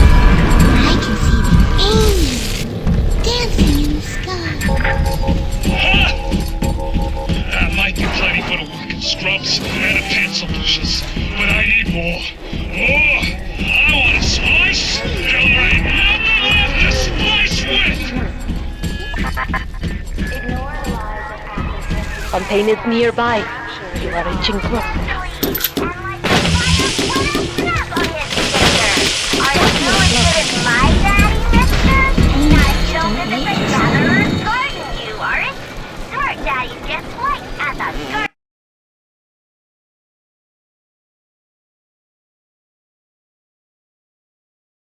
The illusion of choice is a thinly veiled dynamic that drives many single-player gaming experiences. And while many developers spend a lot of time trying to convince players that choice is real and authentic in their games, the truth more often is that choice is a superficial concept in gaming narrative. BioShock confronted this idea head-on, searing into our minds a innocuous 3-word phrase with an unforgettable new meaning. Would you kindly?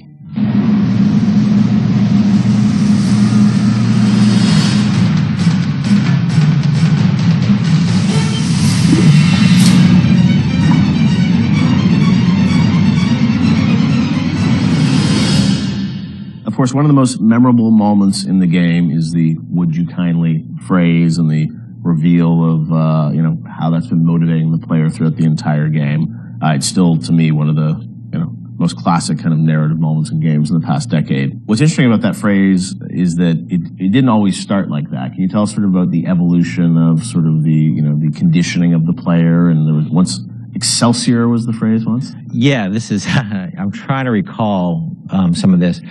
So we had the idea, because we had the Andrew Ryan scene very early, and we knew sort of all the events that would happen. There were phrases before there was "would you kindly." The notion existed and what it meant and what it was, but we didn't actually have the phrase "would you kindly" until later. So we had a bunch of terms we threw in there. And like Excelsior was it for one point. That's probably comes from my Stan Lee fanboyism. Was that like so throughout the game? It would have been like Excelsior. Just randomly There are some things when you're making games you just sort of throw in as like, we need Sounds something. cool We need Why don't something. you head over there, Excelsior? And then it sits there for a year. Right. And then all of a sudden you kind of forget it's not good. Right. And then until somebody comes along and says, dude. Seriously? Yeah. What's Or you meant Excelsior? it to be like a stub in. You never meant it to actually gain traction, and then you're like, oh crap. But that sense of some phrase or word being repeated throughout the game that you wouldn't really realize its meaning until later, that was there very early on. Yes, yeah. And the fact that you would have something that seemed like a non-thing and then came back at you like a freight train later on it was there from pretty early. Sit, would you kindly? Stand, would you kindly? Run! Stop! Turn. A man chooses, a slave obeys. So that phrase evolved, but talk about that, the sort of meta-narrative of, being in a game, thinking that you have a sense of choice and making these decisions, but then obviously realizing that the player ultimately didn't have choice or was conditioned in a way that they would react to that. That was, sort of a new idea for a game. Where did that come from on your side, kind of? Was there sort of a deeper sort of, meaning behind it? No, look, I think I was always interested in the concept, whether it's, Oedipus, not to get too pointy-headed here, but Oedipus sort of thinking he has, I'm going to leave, this city and go to another city because there's been this prophecy about me and I'm going to avoid my fate and I'm in complete control, and then finding out he's not in control at all, to the Manchurian Candidate, which is a story I love about, somebody who you find out is just a puppet, living a life of a man, and Fight Club. I always love those kind of stories about who am I and what is my agency in this world, because look, we struggle. I think everybody struggles though. How much we really have control over, and how much is our boss or parents or whatever telling us what to do. So that seemed like a natural thing for a story, and because it came from movies, that idea a lot, and plays, I don't think it was very. There was a lot of it hadn't been explored in games really, and games are particularly interesting because you feel like you are interacting with choice, and you're really being, most games, especially at the time, you're really just being railroaded down a corridor. It's very easy to underestimate gamers, and I think probably I did a little of my own underestimation there, that it would be a little too pointy-headed for people, but people seem to really engage, because it spoke to an experience they had, a struggle as a gamer they've always had, which is like, I want to control, but how much control do I really have in this game? True. And Sean, it was also something that, was a great surprise when you played through the game. And I'm sure even for people on the team, did everyone know that when Ken was sort of doing it, or it was revealed as people played through it? I think, at some point the entire team knew. It wasn't, it was something that was talked about with a smaller group before, it was brought to the entire team. Early on, when you heard the idea, and you just kind of clicks, right? You're like, okay, I totally get this. Did people get it? I seem to remember people looking at me like I was like a lunatic. Maybe not the specifics, and maybe it's the Excelsior, or maybe you're talking about the Excelsior time, but the idea that you don't really have choice, and exactly like you said, you played through how many video games, and everybody's game is going to end the same way. You're going to kill these people, you're going to pass through these checkpoints, and you think you have a choice, but ultimately the only real choice is stop playing the game. So the idea that we're kind of like taking that on resonated.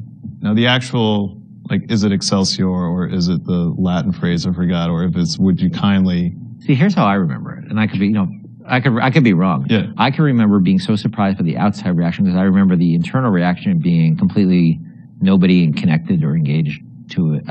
We worked on it. Yeah. And so I was kind of surprised by the outside reaction, because I kind of thought it was like, as I said, it's a bit academic, right? Yeah. And it could also be a function of... We're playing it close to the vest. I could be misremembering it, or it could also just be a function of nobody making the game had the experience of playing it through and getting to that moment. Yeah, it was revealed to them in advance of really playing it, so it wasn't that surprise. Yeah, they had seen it in all its really half-assed, development stages and on the way. out of order. Yeah, out of order and all that. And it's not really something you can play test over an afternoon, because it takes a little while to get to that point. You need to lack the knowledge about what the game is to be able to sort of have that experience all the way through. I know you guys have talked about the idea of Atlas, the voice actor changing, and it was, I guess, very important that you nailed that actor, right? And you trusted that actor until there was sort of the Fontaine reveal and sort of understanding that. Yeah, trust was everything there, right? And so there was something about either the actor or the writing or the accent that just people immediately said, this guy's no good. Right. When the first Atlas we had, because you have to trust this guy, and if there's no trust, there's no punch in the gut. I think we've really focused on making him have personal stakes in the story as well. That he had his family trapped. Of course, it was all fiction, right? But he had skin in the game. He sort of spoke to you as a friend, and especially because the whole world was so hostile to you. I think it took a while to get that exactly right. Listen, I've got a family. I need to get them out of here. But the splicers have cut me off from them. If you can reach them in Neptune's bounty, then maybe, just maybe... I know you must feel like the unluckiest man in the world right now, but you're the only hope I'll ever see my wife and child again. Sean, what do you hope is the kind of lasting legacy of BioShock? 10 years, hence a lot of things you guys were doing, have sort of become common now, right? With, upgrades and moral choices in games and whatnot. But it was really pioneering work a decade ago. When you reflect on it, what do you hope people remember the game for sort of pushing forward? For me, it's telling a story with the medium, and how we used everything available to us to tell that story. We used the environment to set up the backstory of Rapture and really create a sense of space, which I think is vitally important to getting the players to trust that, you know, to sit down and kind of like just be in the space and let these things happen. You know, even the radio logs, the rudimentary animation that we had at the time. I mean, we really sat down with the tools that we had and at our disposal and tried to tell a meaningful story. Maybe not meaningful, but something that would be memorable to people that they could take away. And like you said earlier, have that water cooler moment where they're excited enough to talk about it after they put the controller down. So for me, I think the legacy is that it was a story well told. For me, it was a sense of place, being like the Rapture is a real thing, even though it's not. You know, it's actually a very crude, you know, from the time, you know, a relatively crude bunch of polygons and texture maps. You know, it's only, the original game is only in 720, I think. And I played a lot of it when we were testing it on a 14-inch, like, you know, SD television, that it still felt like a sense of place in the music and the characters, that it's a real place. And I think that my memories of the BioShock games was that I take away that Rapture's a real place and Elizabeth's a real person. Those are the two sort of big things that stick with me with those two games. And that's sort of what I'll always, you know, carry forward with me in my life. BioShock is, you know, it's a place, but as we saw with Infinite, I mean, it's an idea and it's a sort of a type of game. I think a lot of people say like, oh, this is a, you know, a type of experience. When you think about, you know, your career, where you guys want to go, I mean, that idea of those types of games, do you miss it now that you've sort of moved on to other things now, or do you feel like it's sort of, you've closed that chapter? I mean, it's always a part of what you do. Like, System Shock 2 was a part of BioShock, but it wasn't System Shock 2. It was you know, you're growing past that and trying out new things. I think BioShock and BioShock Infinite, and even going back to SWAT 4, those will always be a part of my experience as a game developer and what we're trying to do with the medium. So I don't think it's something that you just draw a line and say, you know, we'll never return, because there's always lessons that you can learn and things that you bring with you to the next project that you're working on. Yeah. I don't think the new game is going to, like, people are not going to be surprised that this game is new games from us. They're going to see a lot of what we had done before in terms of world building and aspects of storytelling. The goal is to sort of, you know, move away from the you really have no choice kind of thing, and that's a very, very, very, very hard problem which we spent years working on. But we're building upon a foundation of stuff we've done before, just trying to go in a different direction with it. But it's always going to be part of our DNA. City where the artist would not fear the censor, where the scientist would not be bound by petty morality, where the great would not be constrained by the small. And with the sweat of your brow, Rapture can become your city as well.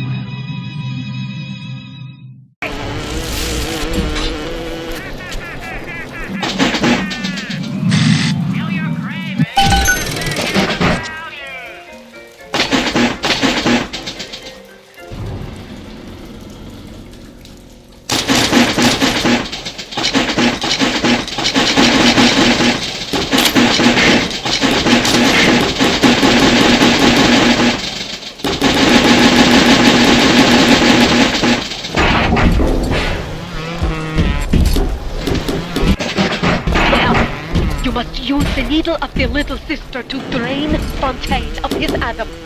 It is the only way to defeat him.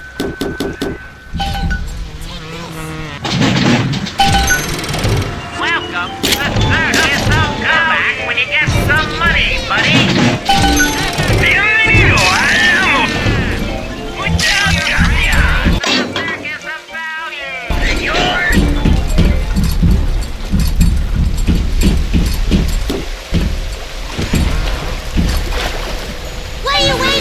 Fontaine waits above.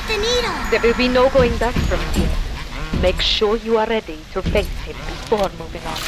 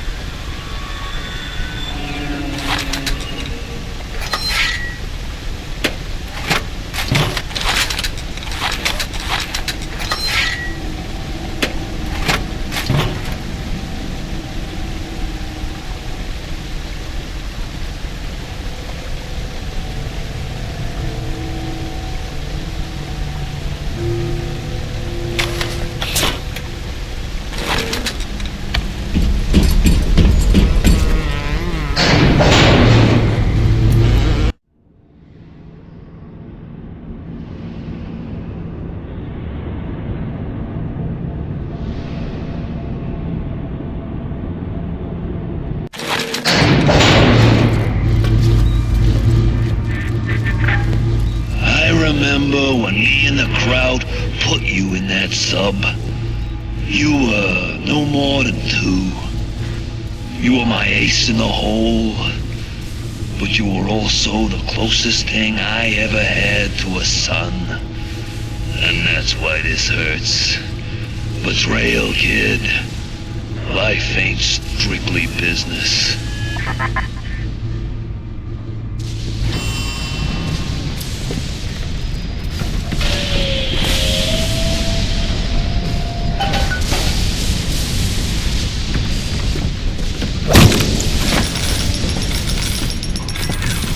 Go! Go now! Hit him with the needle!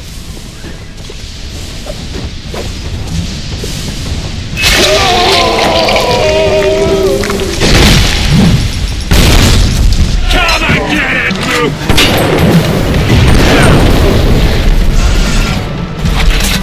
You bastard!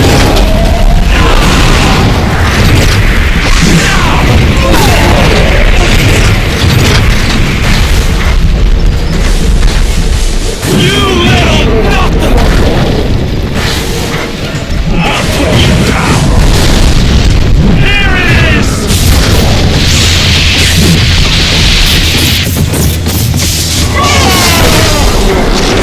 I paid good money for you. And this is what I get?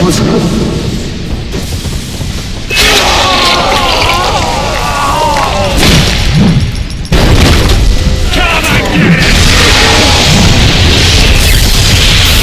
You think I'm alone in this world? I got more than enough moms to watch my back while I recharge. Come and get it, Luke! Come and get it, Luke!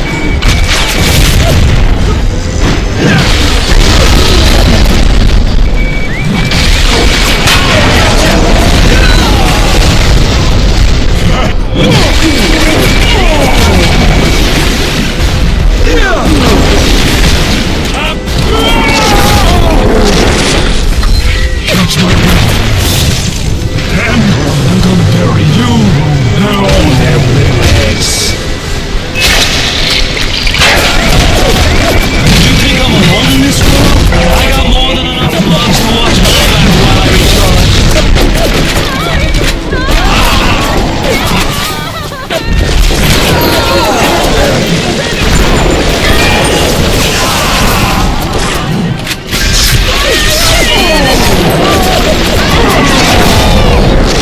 You think you got a shot at this? I'm barely getting started.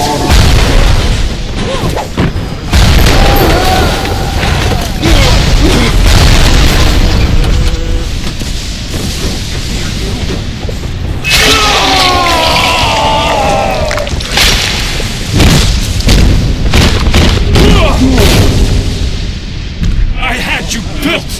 I sent you topside. I called you back, showed you what you was capable of. Even that life you thought you had, that was something I dreamed up and had tattooed inside your head. Now if you don't call that family, I don't know what is. And now,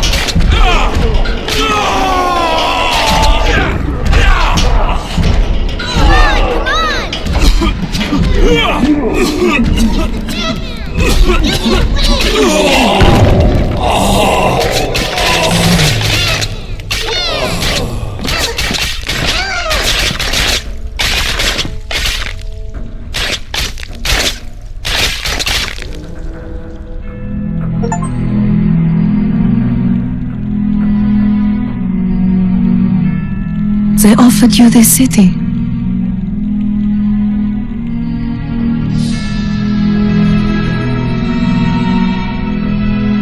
And you refused it. And what did you do instead? What I've come to expect of you. You saved them. You gave them the one thing that was stolen from them. A chance. A chance to learn. To find love. To live. And And in the end, what was your reward? You never said. But I think I know. A family.